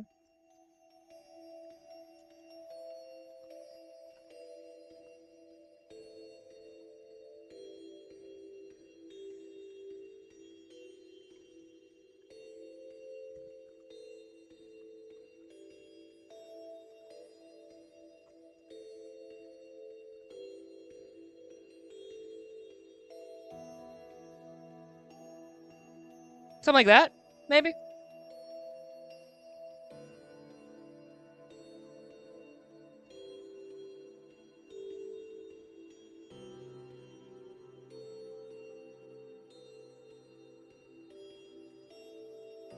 Hmm.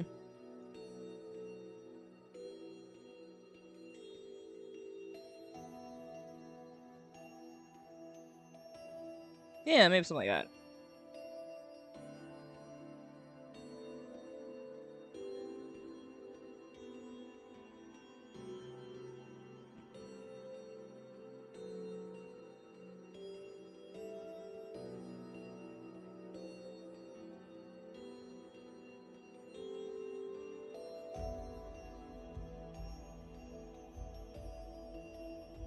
I'm a little angry. I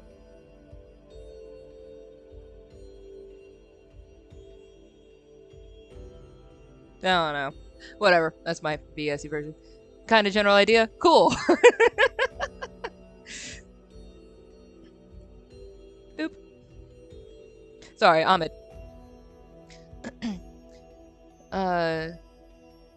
Did you hear about some of the best fights in your fifth? Yes, I do. I very much do. Yes, I very much want to hear about your fictional fights because yes, fight scenes are awesome.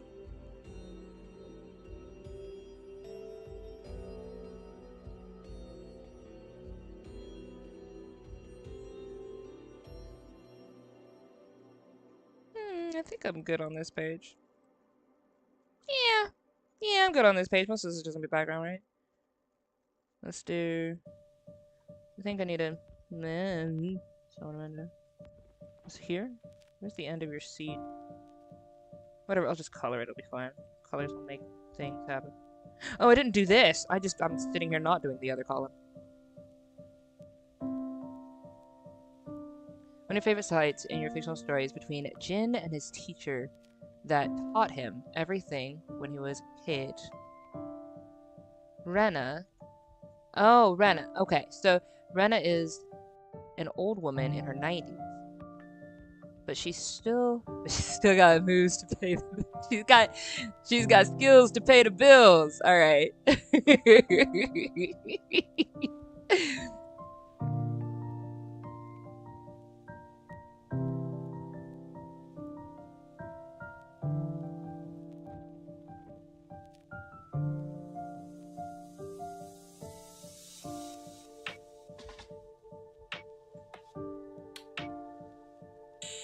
Sorry, I had to do it in 90s stupid speak because it's fun. Anyway, what was it? 90s, early 2000s. I think it was early 2000s. We had everything had to end with a Z because we were weird like that. Also, have you ever drawn characters that are mainly just the hair? Yes. Yes, I have. Many of them, actually. Most of them, actually. That's kind of your character. Actually, why saying this? Not my character already. No, I like it though. So your art style actually seems to be a bit similar to my Superstar Incorporated webtoon that is never gonna get finished. It's gonna get finished. It's gonna get finished. It will be finished. We will finish it. It will happen. I just need a team because I can't do it by myself. But yeah, we'll get it. I don't have the capacity to do that and this and other things and PR and I need a team. But yeah, your art looks it's really clean. Everything is distinct. Just in that profile alone is distinct, and that is great. That is what you want in your art. So, I mean, you could want anything in your art, honestly, but if you're doing like striking stuff, like, oh, it's great. I love that distinction. So it's good.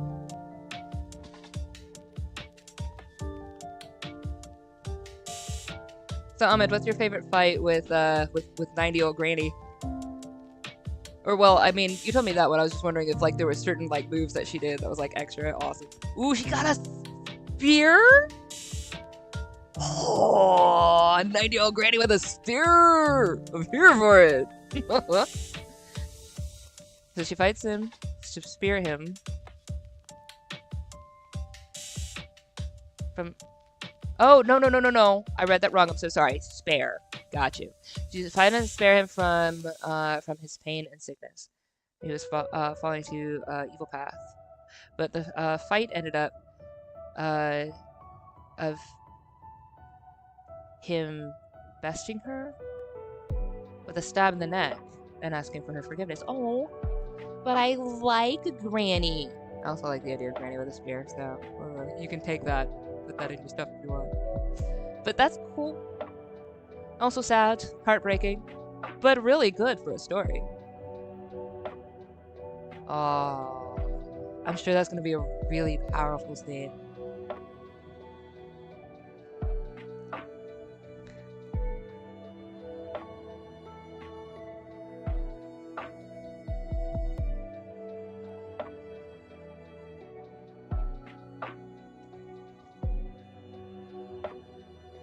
Oop. I'm going to finish this column today. It's literally like easy. I just draw a line and another line and then one more line. Then we're done with the column.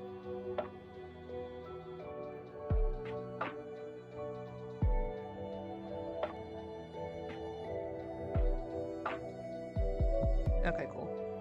So then we're just gonna do this as my entrance. Because I don't feel like drawing the whole castle.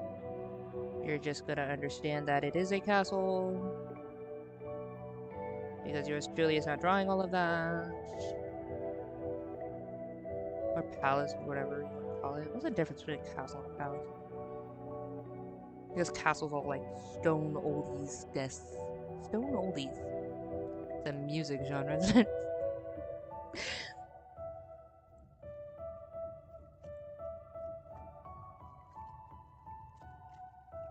Just gonna use these again for just like reference shots, and we can get rid of that now. Yes, we can! Nice and clean, and whoops. Hang on a second. Problem. I didn't draw that? Oh good, I'm glad that I did not do that. That's fine.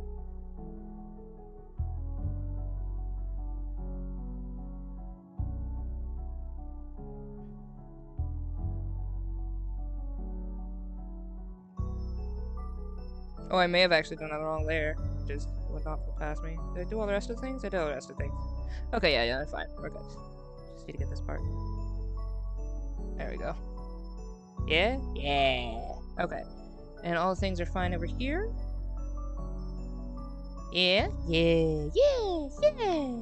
Yeah. Yeah. Alright. Ah, the line. Just a line. Alright, save. Ooh, buddy. Alright, now we have the king. She put up a great fight, but jumping in the air, do great moves with the weapon. What's her weapons? Two shots of illusion. Get a lot of opportunity to kill Jin, but she couldn't kill the kid because she left. Oh, yeah, that's gonna be a really good book. The whole plot is just finding the one who is the sons.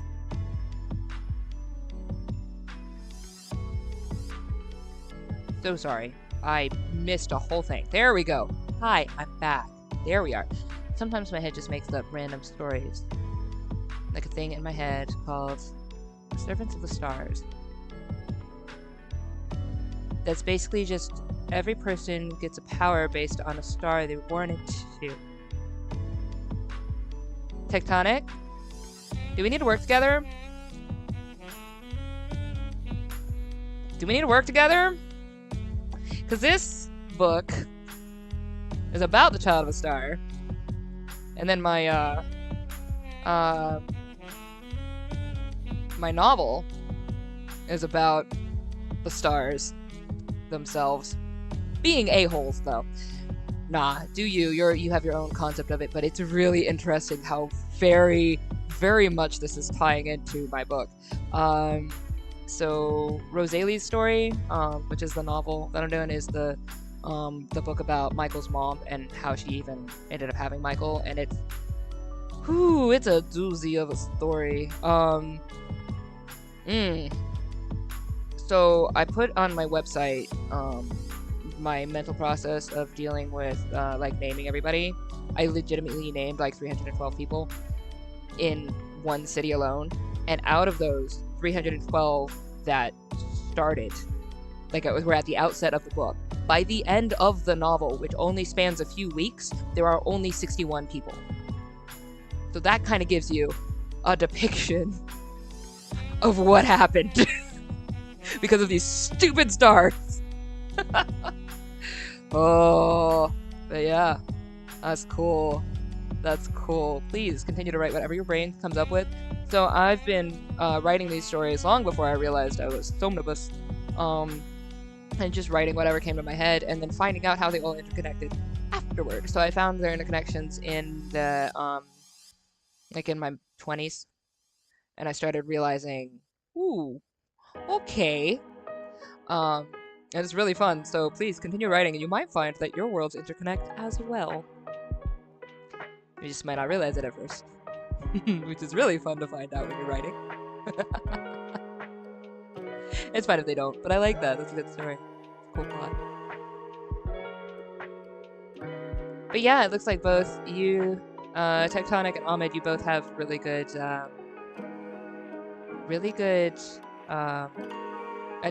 like Ahmed, you're very on the pathos side, which is really, really good. That's good. You're gonna have a lot of really powerful scenes. Very, very like emotionally powerful scenes in your stuff. And I think Tectonic seems like a lot of world building that's gonna be just really cool to see. So I'm looking forward to that. I like to see what you do. I like to see what both you guys do. That's awesome. The fight is good and sad because Rena is very important in the start of the story, and having her killed by a djinn makes the story sad, and her last words left him. Yeah. I can feel that. I wrote a book called The Life and Times of Glory, which I did not publish, but I do have the copyright to, because I will be publishing it at some point, but I want to edit it a little bit more, but it's written entirely in verse. It combines a bunch of nursery rhymes and fairy tales, and Glory is one of the main characters, and of course the titular character. Though you're really seeing a lot of the story through Jack, who is also Jack B. Nimble, who is also Jack and Jill, who I believe also gets a connection to Jack the Ripper for a minute, and he also gets a connection to King Cole. So he's like all of these characters kind of connect to different people. But Glory is the daughter of Midas, so she is she and her two brothers, who are called the Lion and the Unicorn, which is a nursery rhyme. But they're Robin and I forgot the other guy's name. Robin and Richard. Robin is also Robin Hood. All of this stuff. There's a lot of interconnecting. Let me shut up on all of that and just focus on Glory. So Glory is the daughter of Midas and the youngest of three, with two older brothers. So she, her brothers are overprotective of her, and so they make it a challenge that men have to overcome in order to win her hand, which unfortunately makes her believe that she is just a prize, and she never ends up believing in love. And so congratulations on your 450 seconds, let's go! Sorry. Yeah, great! 37 more seconds to go! Congratulations. Continuing. But yay! Alright, so that's huge achievement. That's huge in animation. Glory ends up not able to believe in love, and because of this becomes the evil stepmother of Snow White. Like she gets kind of forced into a marriage by a king who does fall in love with her, and she just kind of agrees to it because she doesn't believe that anybody loves her, because her brothers have just touted how beautiful she is, the daughter of Midas, and a great prize, and so that's the only reason why she's even brought before the king. But the king genuinely loves her. She cannot receive it. at this point, because now she just only feels like a prize, so she just never believes in it. And it twists her viewpoint of the world, and she becomes very, very wicked. Um, but not because she ever wanted to be. Like, she wanted good things. She has a little daughter named Polly, who's a little redhead with freckles, and she's cute as anything. But her older brother hates Polly because he says she's not beautiful, she's ugly, da da da da. And like, he doesn't like red hair, he doesn't like freckles because he has problems, and I don't know why. Because oh my gosh, redheads with freckles are like my thing. Anyway, so so yeah, he takes all this stupid issue, and so he legit like abuses this girl in front of her. So she kills her older brother in like a rage to defend her daughter, and that's what ultimately twists her entire character, and she becomes evil from that point on. She because she takes out all her anger on Snow White, because her brother kept connecting Polly to Snow White, like Rose Red to Snow White, and so because Rose Red wasn't as beautiful as Snow White, the queen hated Snow White and said it was Snow White's fault that the queen even had to kill her brother, and there was an infamous comparison in the first place, and so she has it out for Snow White. So you get to see by the very end of the book, when she is dying and she's in her last breath, you see her own inner monologue in verse or whatever, and she sees her daughter Polly walk into the room and view her dying mother on the floor, and her prayer in her heart is that you learn to believe in love and don't end up like me. And then she dies. And it gets me every time I read the ending of my own story, and I am just crying. Because I'm like, oh, it's awful, but it's beautiful. It's such a good story. It needs edits because it doesn't have since it's written entirely in verse, there's not really good spots for you to figure out where to breathe. Like, I have them in chapters, but like reading a whole chapter in one sitting might not be your thing, so I'm trying to separate it into segments, like this part of the this part of the poem or whatever, and then like title each section, each segment, so that your brain can like compartmentalize, because otherwise it's a little bit overwhelming to objectively read. If having it read to you would probably be better, so I do want to make it an audiobook. And having pictures to go along with it would be good as well, but there would be so many pictures that have to go with it, because it is a full-blown novel. I want to say it's like 19 chapters, and it's written entirely in verse. I don't know what possessed me to do that. It's a good book, though. It's really, really, really, really, really, really good. I have a section of it. I think the first chapter of it I posted on my website if you do want to check it out. It's just called the Times of Glory, or the Life and Times of Glory. It is really good. The ending. Oh, those moments. It hurts my heart in like the best way.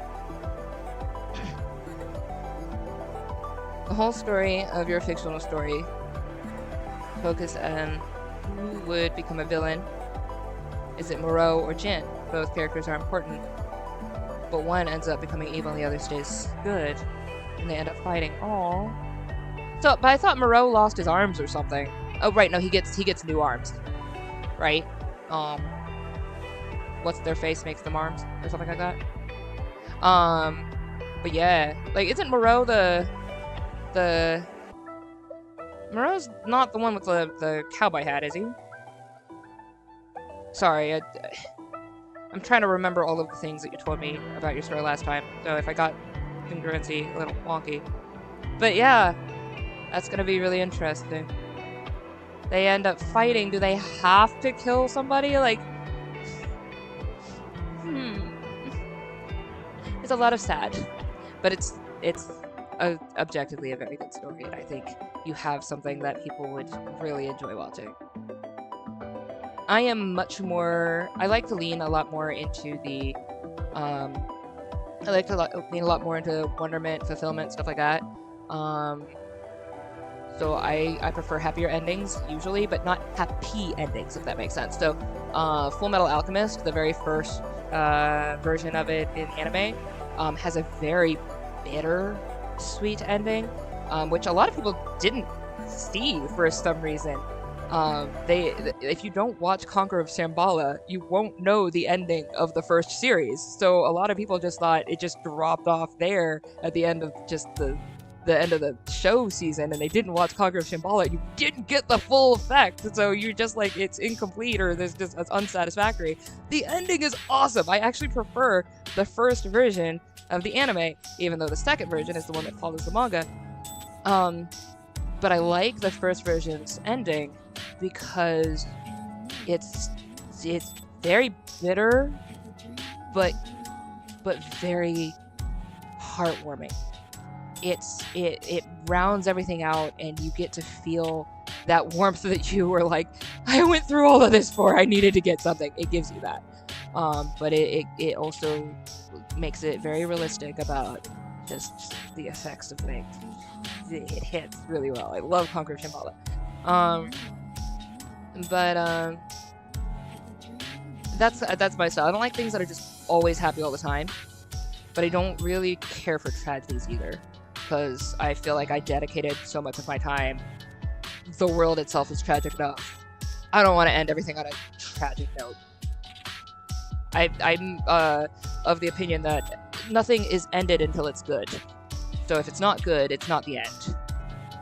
But there are some really good tragedies that I have absolutely rewatched, like Wolf's Rain,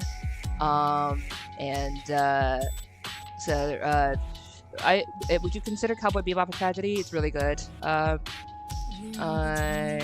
La Vida Bella, which is the Italian live movie, which Life is Beautiful in translation in English. I've rewatched that so many times, but I think what they have going for them is that there's this blend of the tragic and the beautiful in all of their endings, and I think that's why I've rewatched them. I don't like things that are just straight up tragic by the end, and you're just like, why did I see this?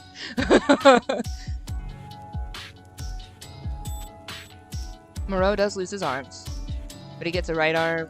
Yeah. Back slowly. He is the guy with the cowboy hat. Yay! Also, the fight takes place in a graveyard where Moreau and Jin met the first time in episode 2. They fight under the red moon in a beautiful place full of flowers. Oh, you're good at this scenic stuff.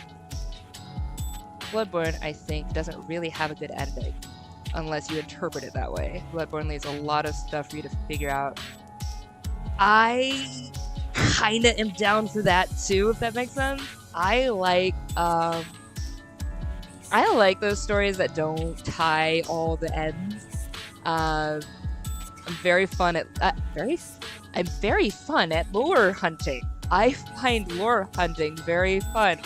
I can grammar, am English person, speak thing good. Jeezums, I swear I'm a writer. I swear.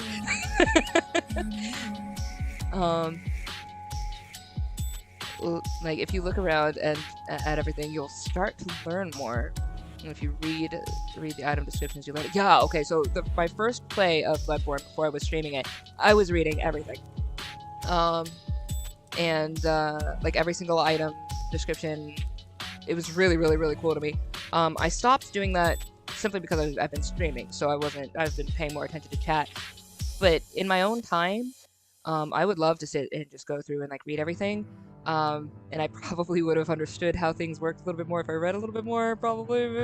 But yeah, I do like that, and I am intrigued by it. Lies of P does that too. Lies of P has a lot of descriptions on the loading screens, which is good because their loading screens are long as butt. Anyway, they have a lot of descriptions on their loading screens, so I will be reading those usually. They meet under the blue moon for the first time. Wait, okay, so the red moon or the blue moon? What? Hang on. Let me go back up. What was that? Ah! What the fuck? The fight took place in the graveyard. And the red moon. That's where they met for the first time. So they... Oh, okay, so one time it was under the red moon, the other time blue moon. I think after you beat the spider boss, you get a lot of things to see. Hi, I'm looking forward to it. Look, I am looking forward to the spider boss. Spider boss! Look a lot. I'm really looking forward to the spider boss. I like I like killing spiders. I'm not saying that like I go around killing spiders in my house, because I pretty much don't really, which is also funny, and people would probably be like, ah, but I don't have a problem with spiders, basically. But I like, you can just take them outside. Like, spiders are chill. Just take them outside. They're so freaking chill. People getting all scared about spiders. They don't do anything. They are so chill. Just take them outside. But I do enjoy fighting spiders in video games. I really like this fun. I have a friend who is like deathly afraid of spiders, and it's really funny to watch. For me, it's probably less funny for him. It's really funny for me.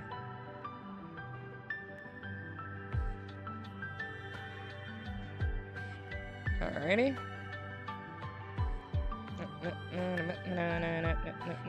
There is so many things about proportions in this particular one that just need help. Kyle? There we go. That's a little better, I guess. Bring that down just a bit. Yeah, that was looking really janky there for a minute. That's better. Yeah, I like that better. I don't know what's happening. His face was all squashed. Squashed and squished. And squishy squashed. Actually, do I need to make his face a little big? It's fine. It's fine. Don't worry about it. What time are we at? Yeah, I'll go for another 30 minutes. Usually I have a class on Mondays in the afternoon. And I am unsure if I have that class. I should probably find that out. I could probably just use my phone that is literally sitting right next to me and find that out today. But okay. I give myself very good advice, but I very seldom follow it. Uh-huh.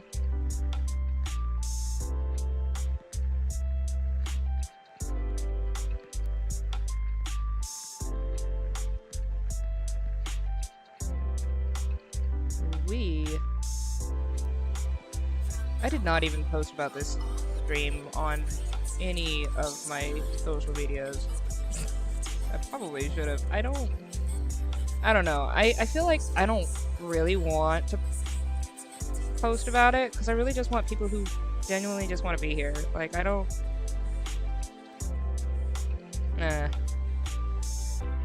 Like, if you see the stream and you go, oh, that sounds interesting, then come to stream. But if you, like, I don't feel like over-advertising these ones. The Bloodborne streams, like, video game streams and stuff, I definitely want to, like, post out, blast out, because I'm just like, come join, don't make me play this game too, silence. But with art, I'm just here to chill. Like, this is nice. I like it. I just, like, I want to just chill with people who just want to chill, you know? I guess I could be better at PR and maybe shout it out and tell people that it exists. So I post them at the end and let them know that we had a stream. But if you miss it, you miss it. I think Markiplier is doing something similar with Power Wash Simulator, where he just sits and chats. I haven't watched one of those yet. I've watched him play Power Wash Simulator, absolutely, but like back in the beginning. I haven't seen any. I haven't seen his new ones at the moment. But I'm really glad that he's doing that, because like, he's cool people. He's cool people. You want to get connected with anything, he's really good people. You're at 460 seconds. Go ahead, celebrate. Celebrate. Celebrate. You beating bosses right and left in real life. That's what that is. Moreau is American, huh? But his backstory is very sad. It's found by a woman called Antonia. She takes care of him, but one day a thief kills her. So the sheriff takes Moreau in. So is this like I know he wore a cowboy hat, whatever, but I'm guessing this is like, is this all set in like back when Western times, or I'm curious about that, because we don't really have stuff like that now so much. But That is really cool. Like an old western. That's pretty fun. Does he have a voice like Heisenberg from Resident Evil? Ethan. I love Heisenberg's voice. Come on, Ethan. God, I love it. I love it. I love it. I love it. I asked Reese, who's doing the voice for this animation, to do one of the characters either closer to Heisenberg or Dionysus from Hades, the game. It's good. It's great. I love it. It's funny. I think, what was it, that the guy who did the voice of Heisenberg was told to sound like Nicolas Cage or something like that, or like used Nicolas Cage as like his reference material, and it made me laugh so hard. Was it the Game Grumps I was watching? It might have been the Game Grumps I was watching when I heard that little tidbit. I did not go and follow up to find out any of that is true. I could just be word farting, but it's so funny. I love it. It's great. Yeah, his voice is just like Heisenberg. Ah, Heisenberg. I loved Heisenberg. He was so in love with Ethan. It was so funny. Like, you're like, man, just go get a room. He's great. He's such a cool character, and I loved his voice acting. It's awesome. Ruth. I don't know any of his other lines. I just say Ethan. I don't remember any of his other lines. He's great. Ethan Winters. Heisenberg. Oh, Heisenberg. I love it. I love it.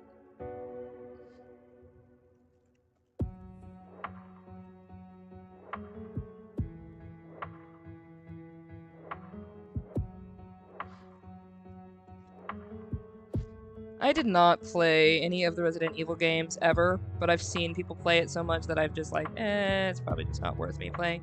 I'm also not the biggest fan of... I say this knowing I'm playing Bloodborne. I'm not the biggest fan of excessive gore.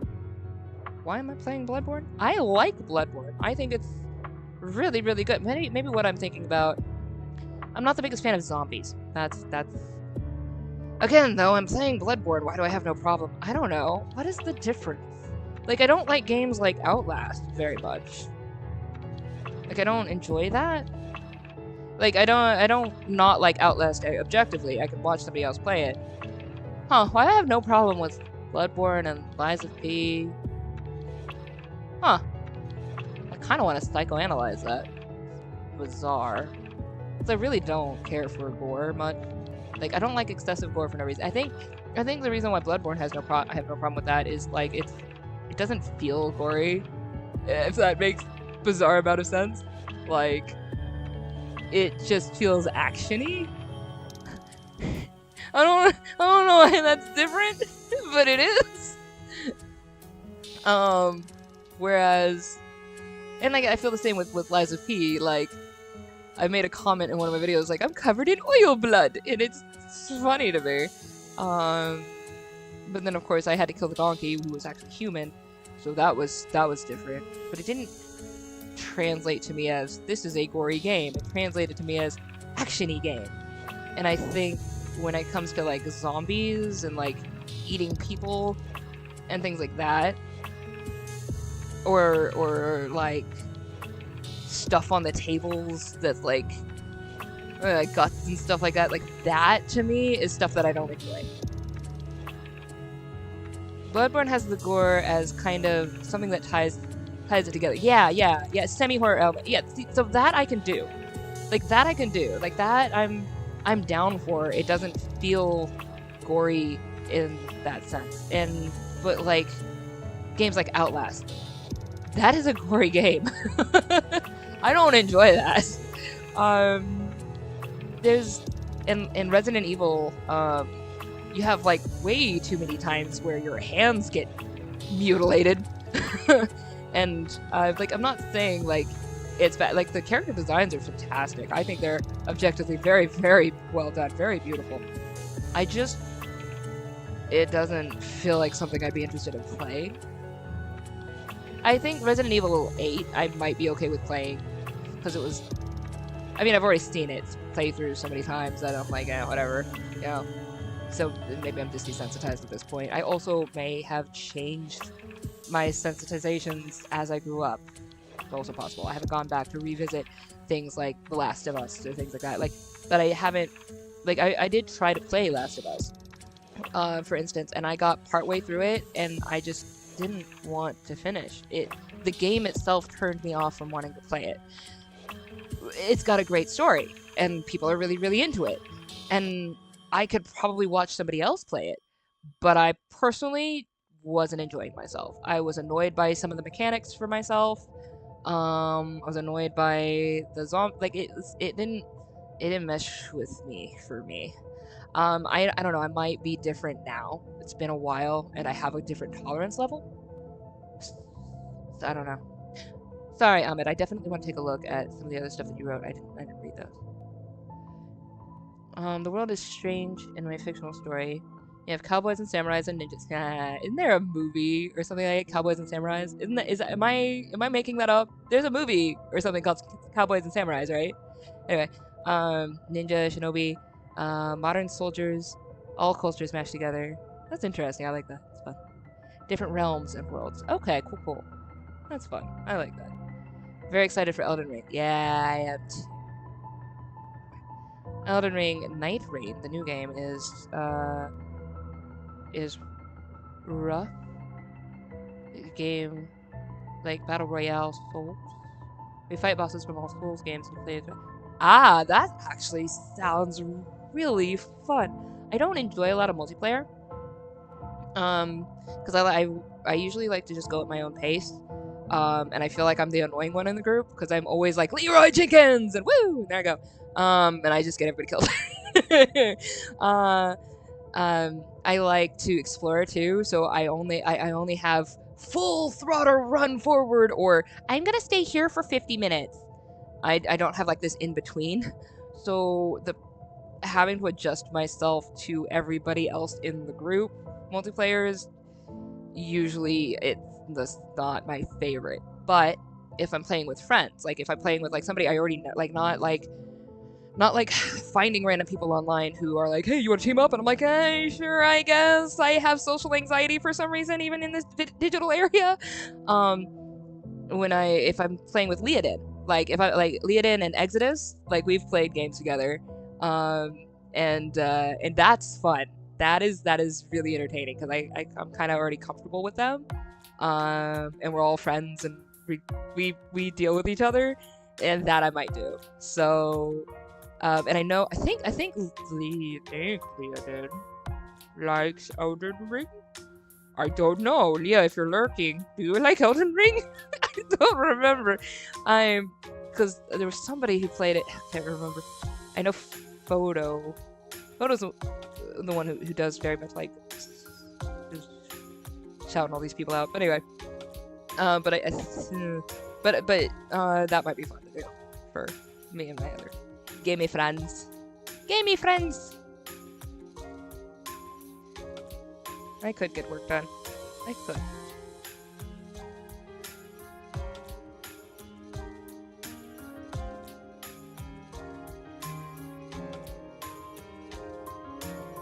I'm not on the wrong layer, am I?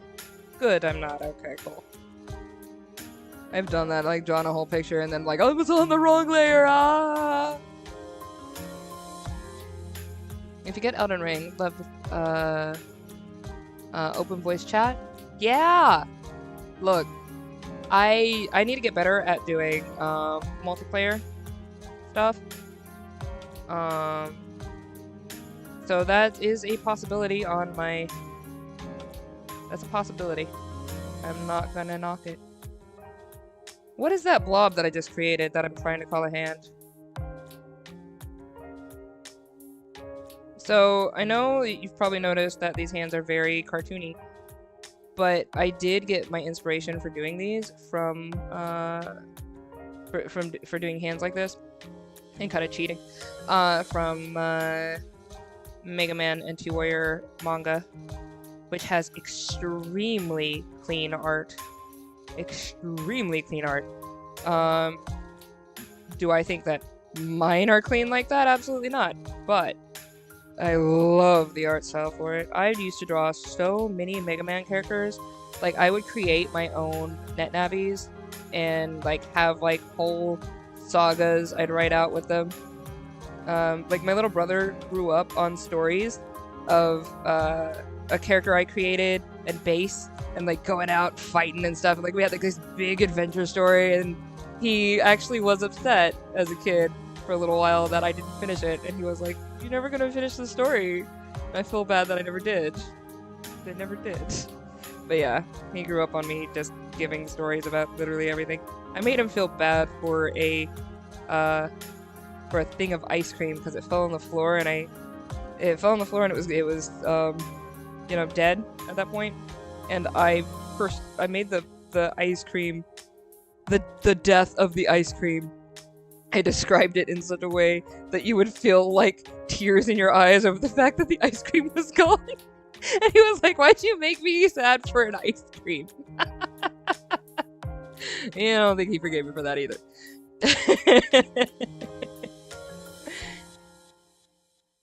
The game is open world, so it's hard to play the game without knowing where to go.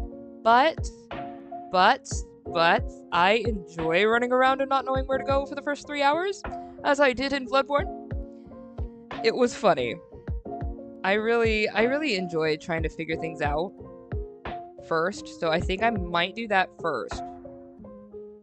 Because I want to get a feel for the game without any help at the beginning.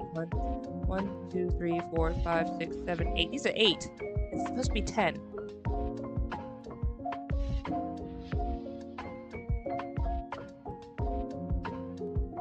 2, 3, 4, 5. So I might do my first foray into Elden Ring the same way I did with Bloodborne. And 2, 3. Well, shoot, now it's 9. 1, 2, 3, 4, 5, 6, 7, 8, 9. You're not a 9-pointed star. I am a 9-pointed star. That is not you. You do not get to be a 9-pointed star.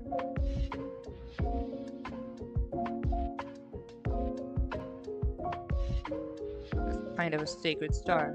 You don't get that. I'm dropping lore for people who like to hear about lore. But barely anyone gets it, cause I haven't written any more. 1, 2, 3, 4, 5. 1, 2, 3, 4, 5. There we go, 10-pointed star. Better. Yeah, let's check the other one. Trying to screw that up.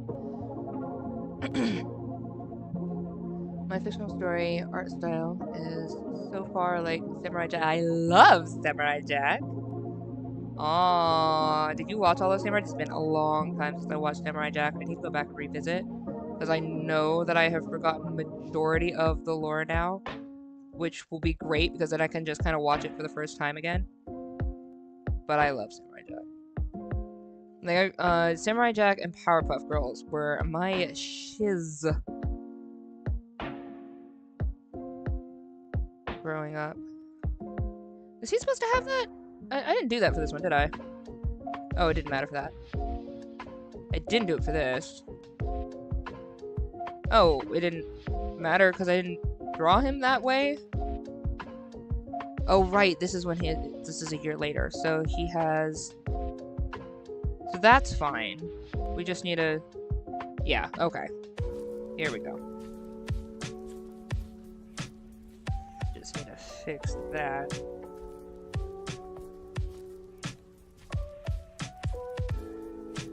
Nope. Curvy lines are hard for reasons. It's not like it matters. This is very cartoon style. I don't know why. I'm trying to figure that out. Alright, there we go. That's fine. Alright, let's save that. And we go here. Now we have this. That's better. Okay, cool. Yeah, stamina attack. Stamina attack, peeps.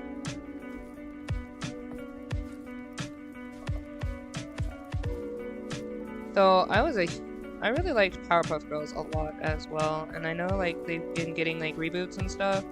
I haven't bothered watching any of them. I saw the anime thing, a little bit of it, and I was like, they're way too girly isn't the word. They were always girly. They were girls. It was fine. My issue is that nobody to this day has made girls, females, as awesome as they made the original Powerpuff Girls.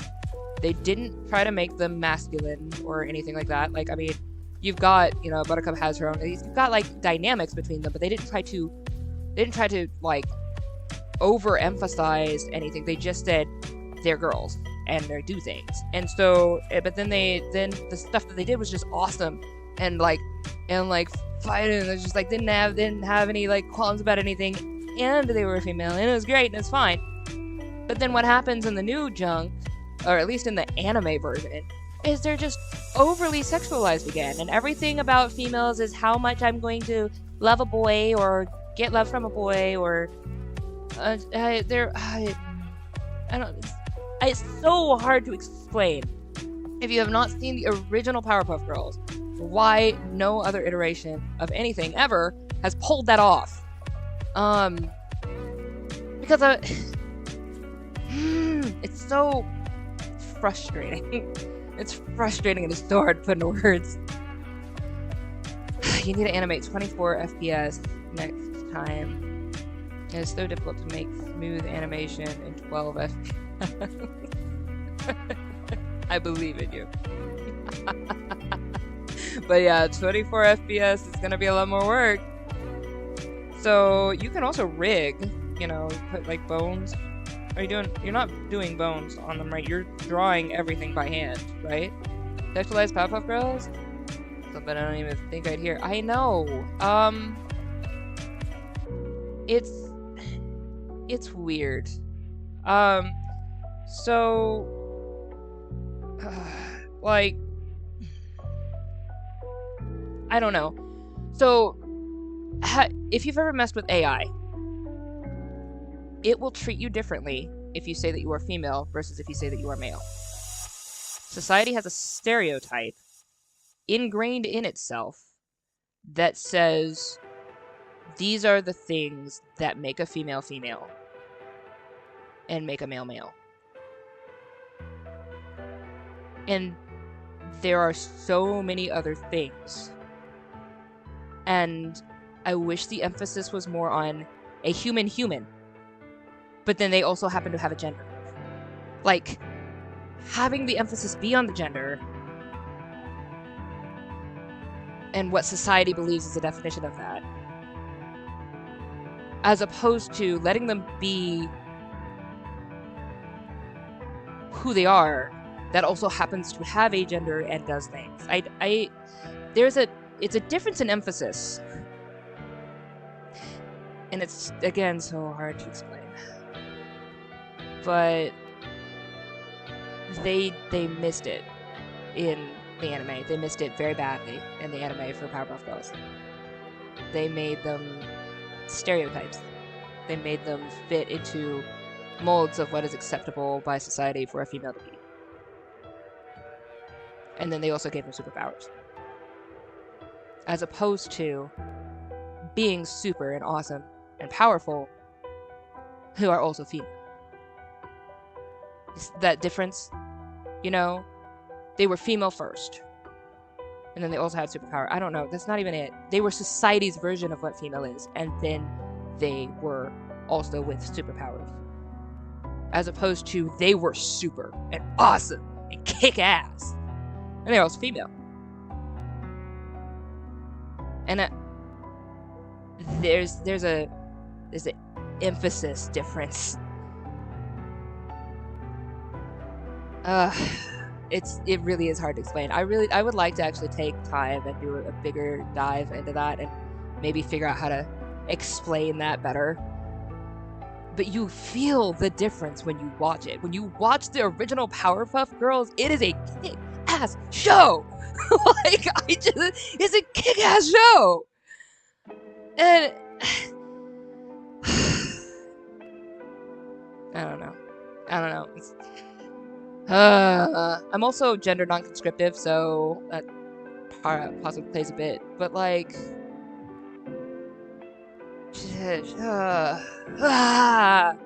like, okay, I was one of the only people who liked Marvel, Captain Marvel, in my friend circle, because I felt like for the first time, someone with my personality was represented in media.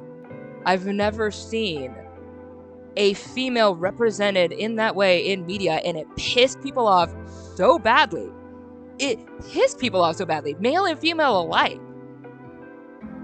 And, oh, she's rude, or she's not, no, she's not this, she's not that. And I was like, she's me! That's me! And you hate me! When you look at that, and you say, that person is X, Y, Z, that, and the other, and you hate them, it just proves that people like me don't get representation in media ever.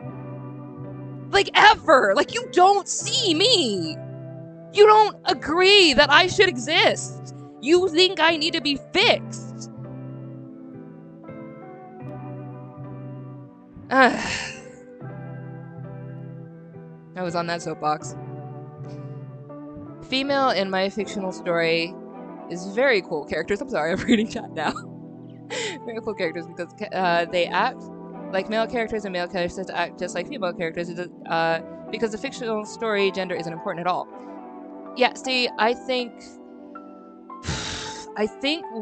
we've gotten away from, we're talking about gender now. This is definitely gonna this is gonna kick some things. But like, this is such a safe topic. Let's talk about it. But like, there is gender identity, but then there's also the idea that gender is your identity. And this is where I feel like we have overemphasized wrongly. Where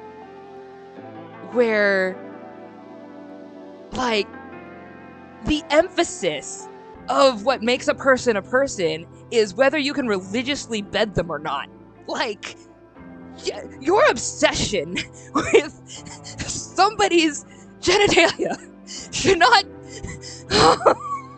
A person is not made by this, is not defined by their gender is part of their identity, but their identity is not their gender. I don't believe that is the way it should be. Anyway, you are who you are.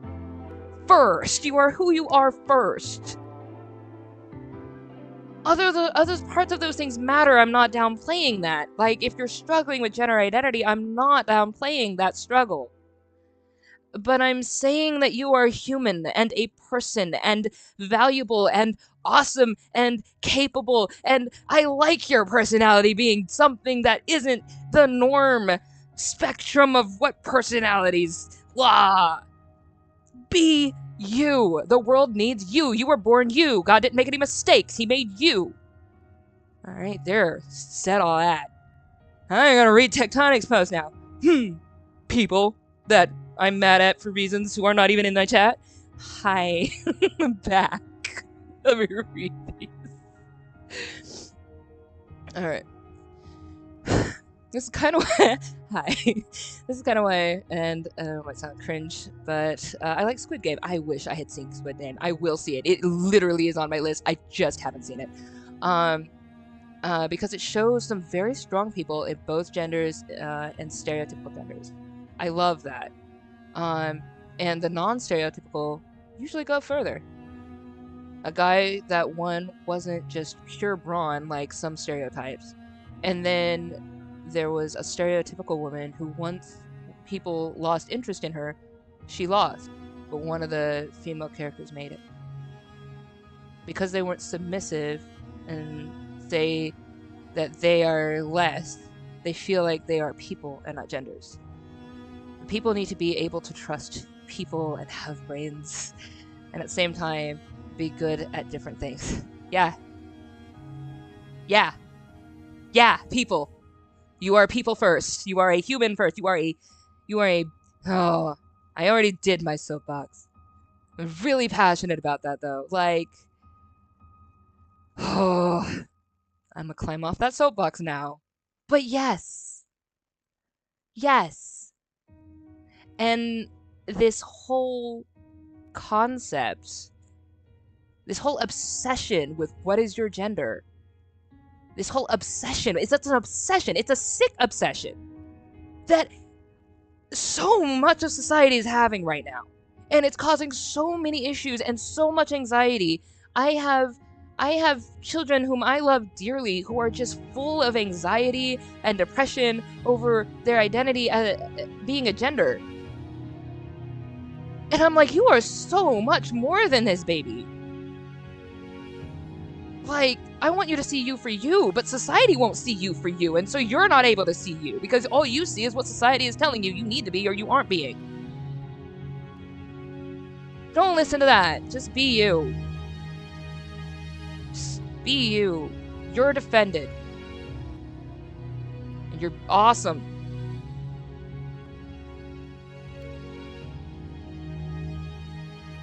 There. You're defended.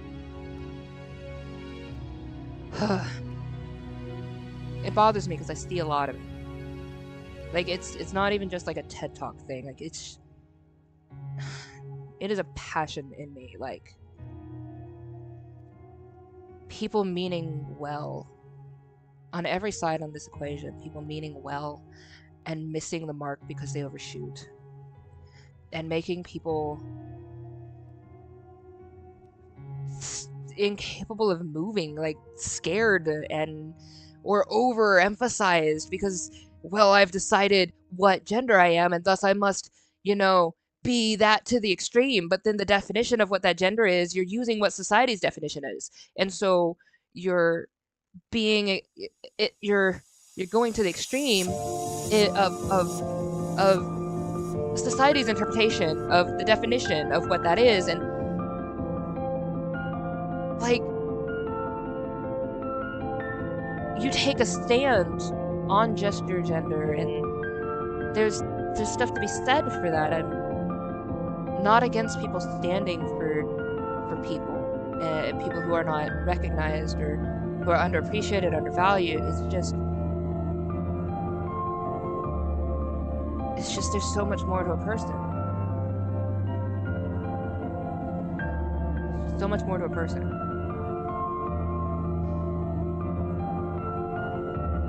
Squid Game season 2 has a lot of representation, like for trans people and pregnant people. That's really interesting. They put a pregnant person into the game,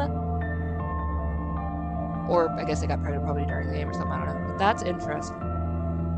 I haven't seen this. Like, I do need to watch Squid Game. I do. Yeah, yeah. I don't feel like how you were born should cause you anxiety. I don't feel like anybody telling you that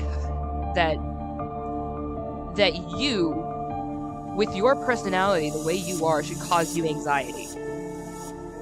Like, I just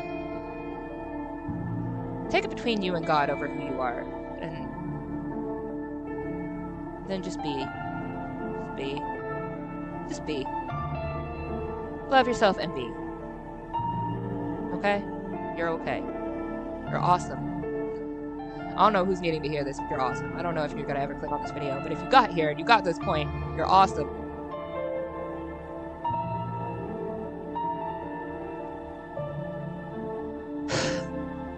That whole tongue out at it was that society, not at you. It was at the stupidity of stupid that happened. Alright. Trans person's life was literally ruined by them coming out, which is why they were so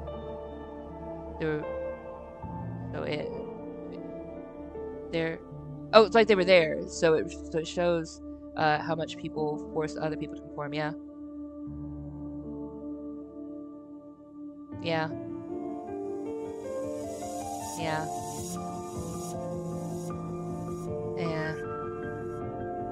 There's still, it's no secret that I come from a Christian background. That's not a secret at all. I post a lot about it, and that is part of how I got out of depression. there's a lot that God and I are talking about in regards to things like gender and identity, and I'm being very honest with him as we talk because I want to understand. I think there's a lot of things that my fellow religious family is doing their best to comprehend, but they don't have a framework for. So if you're watching this and you're a Christian and you are curious what my thoughts on that are, um, I think that there's a lot. I think that the definition of um, sexual immorality is not what we have made it to be, but that it is putting things like sex and gender on a pedestal to where it is the defining factor of who you are. That's what I think that that's what I think is immoral. Is when you look at a person and the first thing you think is, I'm going to treat them according to whether I can or cannot have sex with them. That is that can't be right. That can't be right. That can't be right. That can't be right. You cannot convince me that that's right.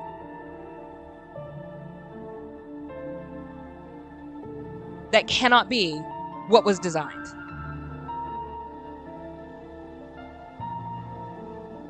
I also, however, believe that like if you're transgender and you got a surgery or whatever, you changed, you were able to change your gender physically. I haven't seen anybody whoever was able to leave that anxiety still. Um, if you have been able to leave that anxiety, then I'm happy for you because I follow peace. Um, but I feel like the better version of not feeling like you fit a gender, I think is a lot society based as to what the definition of a gender is. And because we have defined it by whether you like frills or don't, or whether you play sports or not, or whether you like cars or horses or whatever, this changes. Society's definition of male and female and what their roles are and what they do changes throughout history, has changed throughout history. It fluctuates all the time. It's volatile as hell. So if your definition of who you are in regards to gender is based on society's definition of gender, you might be off a little bit.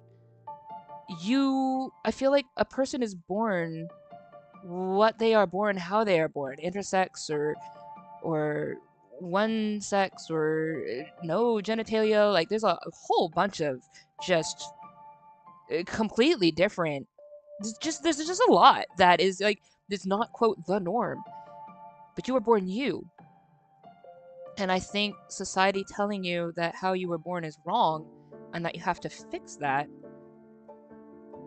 when it comes to this, I feel like that's sad and I feel like it's a disservice.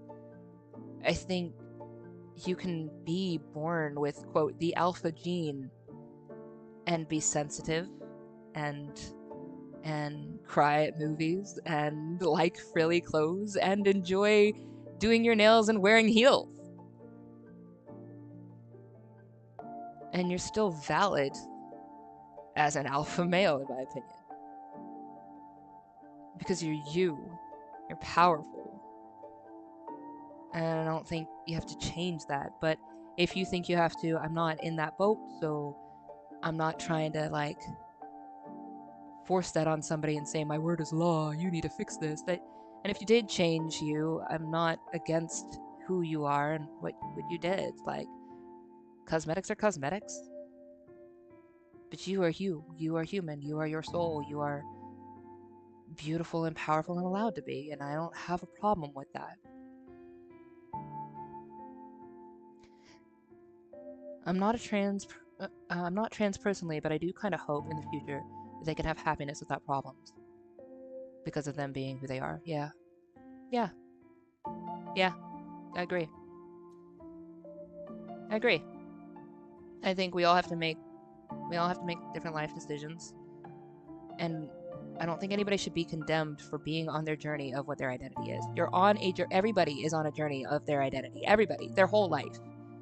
The choices that you made regarding to it as you try to figure it out and as you try to sort through who you are and what you want to represent, you should never be condemned for your journey. We're all figuring it out. We're all figuring out who we are.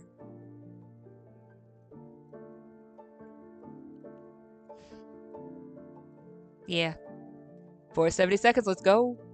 Hey, I'm gonna celebrate with you. I know we've been having like a deeper topic that's probably gonna lose me subscribers somehow. I'm still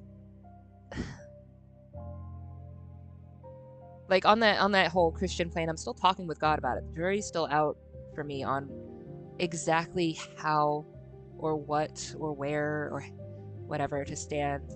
God has been a feature for me all my life and has helped me through so much, and nobody could ever convince me that he doesn't exist. You could try, but you would never succeed.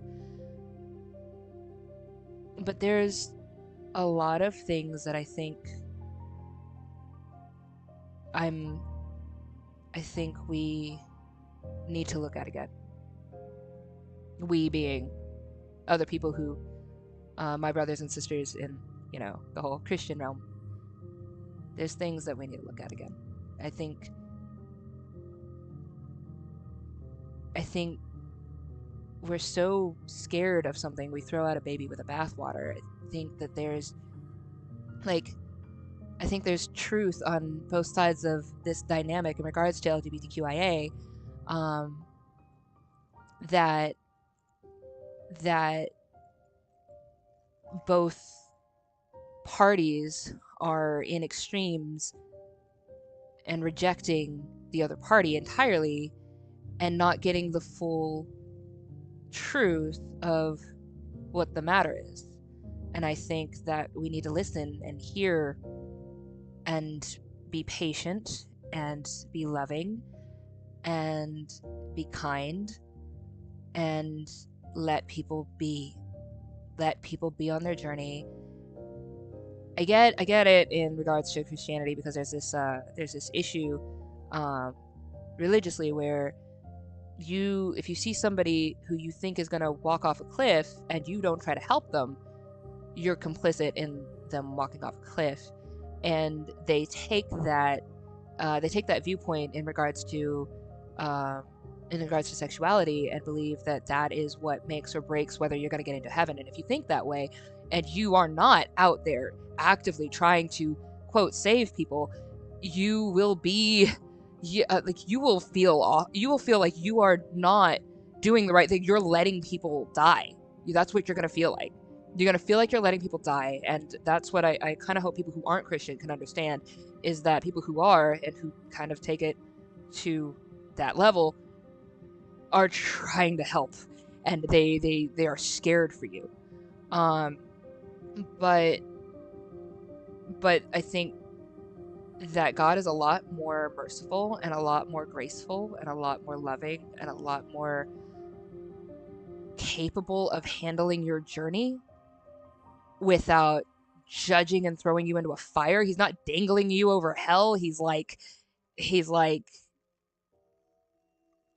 I literally did everything I possibly could to make sure that you didn't have to go there, because I didn't make hell for you. Hell wasn't made in the Christian religion, even though there's a whole bunch of stuff out there that says that the devil rules hell and God designed it for all the bad people. That's not what happened in the Christian religion. What actually happened is that he designed it for the devil for hurting his kids. He designed hell for the devil to go to burn for hurting his kids. He designed everything else in the Bible, including the whole, Jesus coming back and the whole salvation story. That was about saying, I'm going to do everything in my power to make sure that you can be you again, that you can be powerful and amazing as I created you. You are perfectly and wonderfully made. That was the story. That was the thing. And so when I look at people accusing others and saying you're not beautifully and wonderfully made, you're wrong. The way that you think is wrong. The way that you act is wrong. I feel like maybe you have an issue instead. I feel like maybe you need to make it, like, go and check yourself. Go check yourself. Go check yourself. People are amazing, and I have seen it every single day that people are amazing.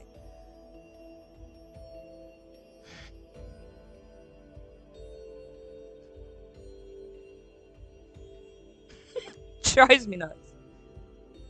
It drives me nuts. I think we're all on a journey, and we all have to deal with it. You shouldn't excommunicate your son or your daughter because they're having a journey. And say you're no longer part of this family because they don't know what gender they are. God, what kind of person are you? What kind of mother or father does that? Oh. Just. Why would you do that? Ahmed, I know your internet came back on. It's a really strange moment in the conversation. I'm an atheist, but not the type of atheist that hates religious people, but I love religious people who are for real, who for real believe in God and who respect others' opinions. Yeah, thank you. I appreciate that. Yeah, there was a point in time where I felt like I would end up in hell for being wrong for a while. Yeah, no, same. Like, same. Like, So, the way my spiritual journey was, God was black and white in my very beginning. And he was so holy that he was untouchable, and I was awful, and I was just a sinner, quote. And then there was also the saved by grace tacked onto it, and I was always trying to apologize and be better and do better, and I could never live up to it. And I went through such a dark depression. I was 9 when I was first suicidal. That was my I was first suicidal at 9. I was suicidal again at 11 and 12, and again in my late teens, and again in my early 20s, and a lot in my later 20s. I am 34 now, to put that in perspective. Early 30s. And I was approaching suicidal again in my early 30s, like just like this last year.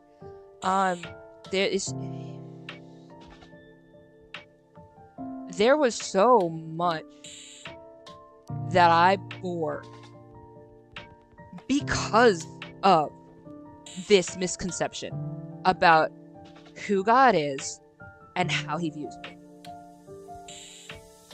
There was a lot. It wasn't just that was probably the biggest factor for me, because again, you can't convince me that God doesn't exist. He's been a part of my life since the beginning, and very strongly so. I won't get into all of the details of that because I know some of that is going to seem over spiritual, and I don't want to get there. But the fact that I felt like I was always a point of contention and condemnation in his presence, and I had to fix me every single time. It was so hard. I think one of the most valuable lessons that I ever learned when I was teens-ish. I was maybe mid-teens, maybe late teens, because I got into my first fight, which was just an elevated verbal argument, when I was 19. I never fought with people. I never tried to. I barely argued. I was just. I wanted to keep the peace, and I was always letting people walk on me. And I finally said words for the first time when I was 19, and it felt so good. And I just started saying words to everybody for the next few years until I got it out of my system. That was very confrontational. But when I was in my late teens, I think, I learned the lesson that you can be angry at God, and he is able to handle your anger. And that was, I think, one of the first moments of alleviation for me during one of my depressions that helped me get out for a bit and find relief.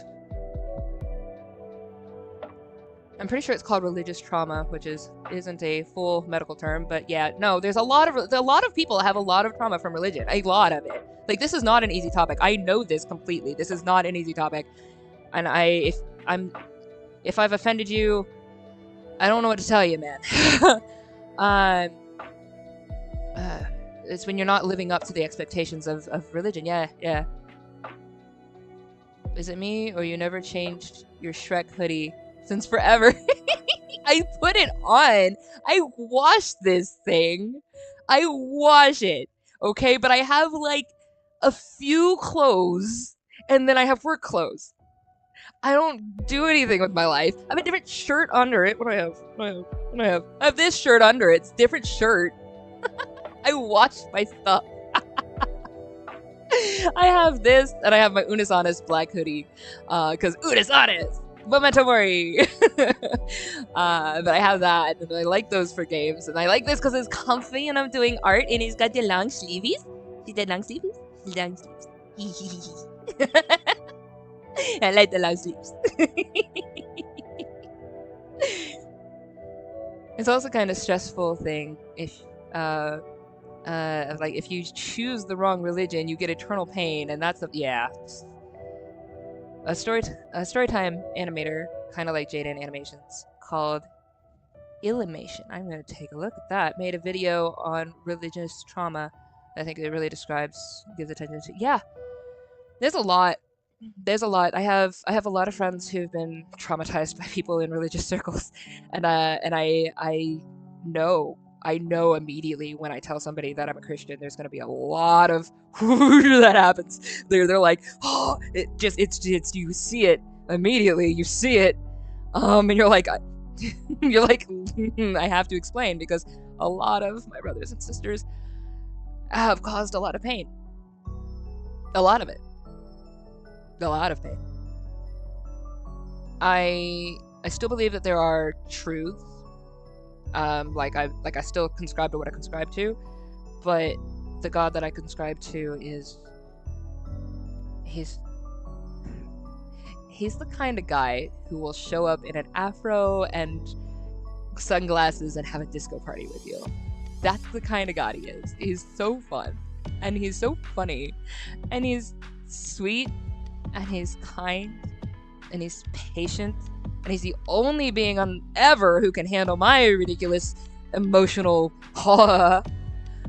like, I am all of the emotions all the time, and I subscribe to my emotion in like 100% degrees. So like, I'm a lot to deal with. He's the only being who can deal with that, and I love him. I love him a lot, and I love him a lot. He's amazing. But he doesn't get that rap because there's a lot of people who make him so much harder to get close to. He even in the Bible, it says that the little children come to me because the kingdom of heaven belongs to such as these. If little kids feel free enough to come to you,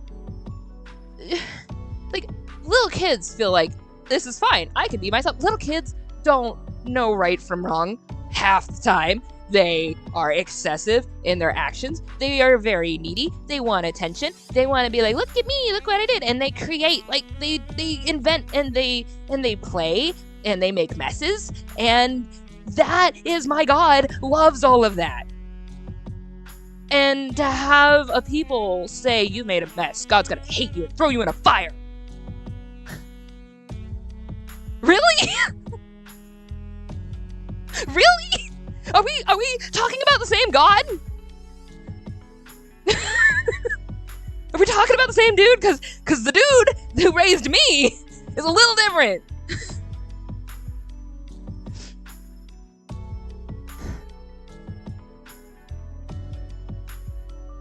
I used to have depression because I was very sad. I felt like I'm useless and that I'm a bad person, that people like me should never be in this world. Yeah, no, I felt that 1,000%. and that I'm a disgrace to humanity. Also, the reason I'm an atheist is because I felt like if God loves us, then God wouldn't throw anyone in hell just for not believing. Only the bad people, that, you know. Yeah. So my take on that is he definitely, like, if you look at the way it was designed, because I would guess the main religion that's around you is probably Islamic, but both Islamic, Judaism, and Christianity all share, obviously, an Abrahamic root, that have like a very similar God figure, and in that you see the story of creation, and you see the story of Adam and Eve, and you see the story of the tree, right? So here's a thought process I have for any of my religious people who are watching right now.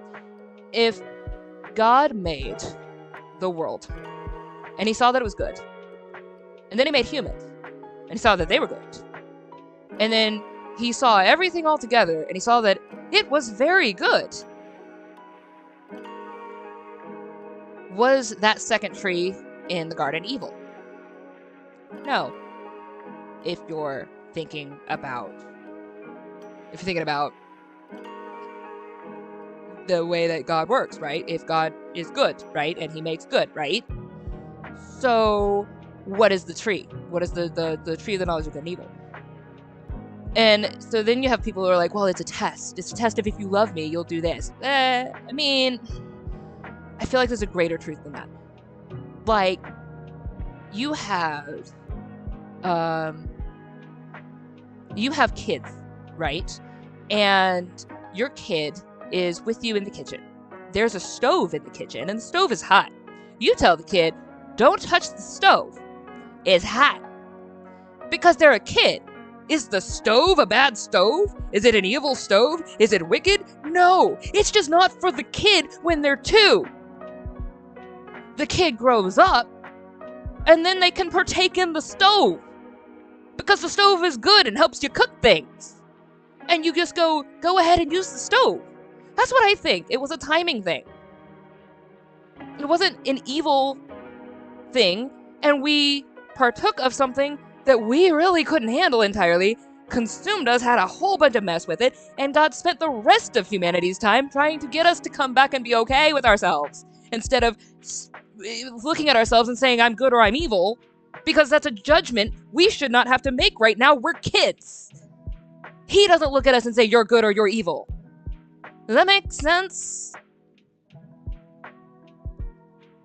Anyway, people don't remember that religious trauma is a big deal. It's not like stress over religious. Yeah, no, it's not. It's a lot. It's huge.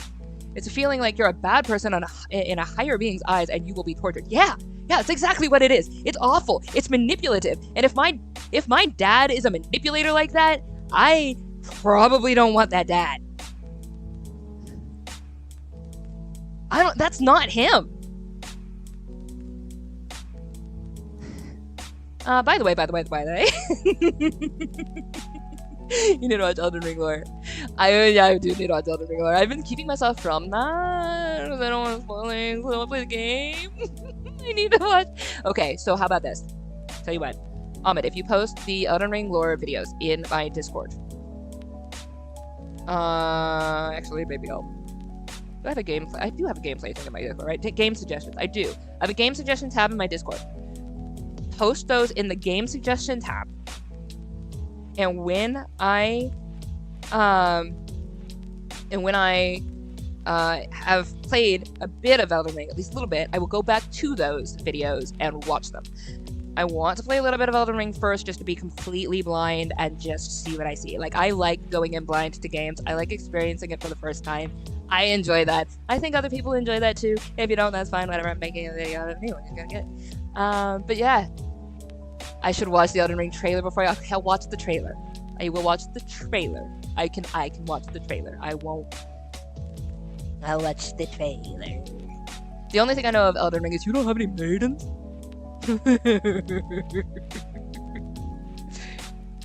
Oh, it's 5:33. I probably gotta go to that. All right, yo, we went some places today. I didn't intend to. Hey, I thank you guys for not like closing out of the stream.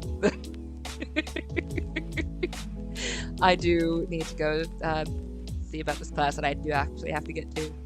So, from software. Yes. Post it in le Discord. It's just so much easier for me to keep track of things in Discord because ADD is a thing. Very much of the ADD variety and is very much a thing. I will just completely forget. So if it's in the game chat or Tectonic, if you don't have Discord, you don't want to do that. I don't know, Ahmed, if you have it, you can put it in the game chat. I'll get there. I will get there. I will get there. But I do have to go. I actually did do work today, which is impressive. Yay! I hope you guys got a lot of work done as well. What's your, what are you at, Tectonic? What's your frames? Oh, you're at 470, 473? Oh! Alright, so I'm actually gonna do another one of these streams tomorrow. So if you come, you can finish, or you can just tell me that you're done. I would love to know that. And it's gonna be about the same time, because 2 seems to be about 2:30 my time, which is I guess 11:30 your time, Tectonic, and I have no idea what it is for you, Ahmed. But I know it's late. But yeah, come on out tomorrow, because I'm gonna do another one of these, because they're fun, and I have to get my work done. And I did work. I did. I just also went ADD and TED Talk. I love you guys. Stay gorgeous, peeps.